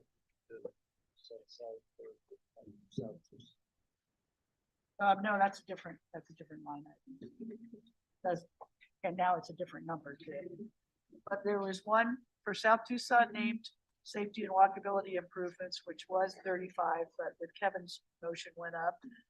And then for just all the other jurisdictions, because we thought it was really important to have South Tucson have a line item, was 80 million for everybody else. So I don't know if you need to vote on, I mean, I didn't talk about it. It's okay. Yeah, I think we just leave it as it is. Again, depending on whether the board asks us to keep working for a consensus or a compromise, it's going to impact that. Okay. Either way you look at it. Okay, thank you. All right, any other comments or questions? I wanted to take this opportunity, in case this is our last meeting, as advertised to be. To thank you all. The amount of effort and passion and interest that this group has expressed has really been extraordinary. You didn't get to a consensus perhaps yet or at all, depending on what our future might be, but in case I don't get the chance, I just wanted to thank you. I think that you've all been professional and have represented your own and those folks that you may be close to in your communities and have done a great job of it. So without further ado, again, thank you very much for Mr. the Chair. service. I'm sorry, did you say the drinks are on you? I did, what I said. Mr. Chair, would you entertain one more motion? Sure. I would move that on behalf of the committee, we thank you very much for your leadership and service and putting up with a lot of what I would call source in getting to this point, and it is much appreciated. Second, thanks, Tom.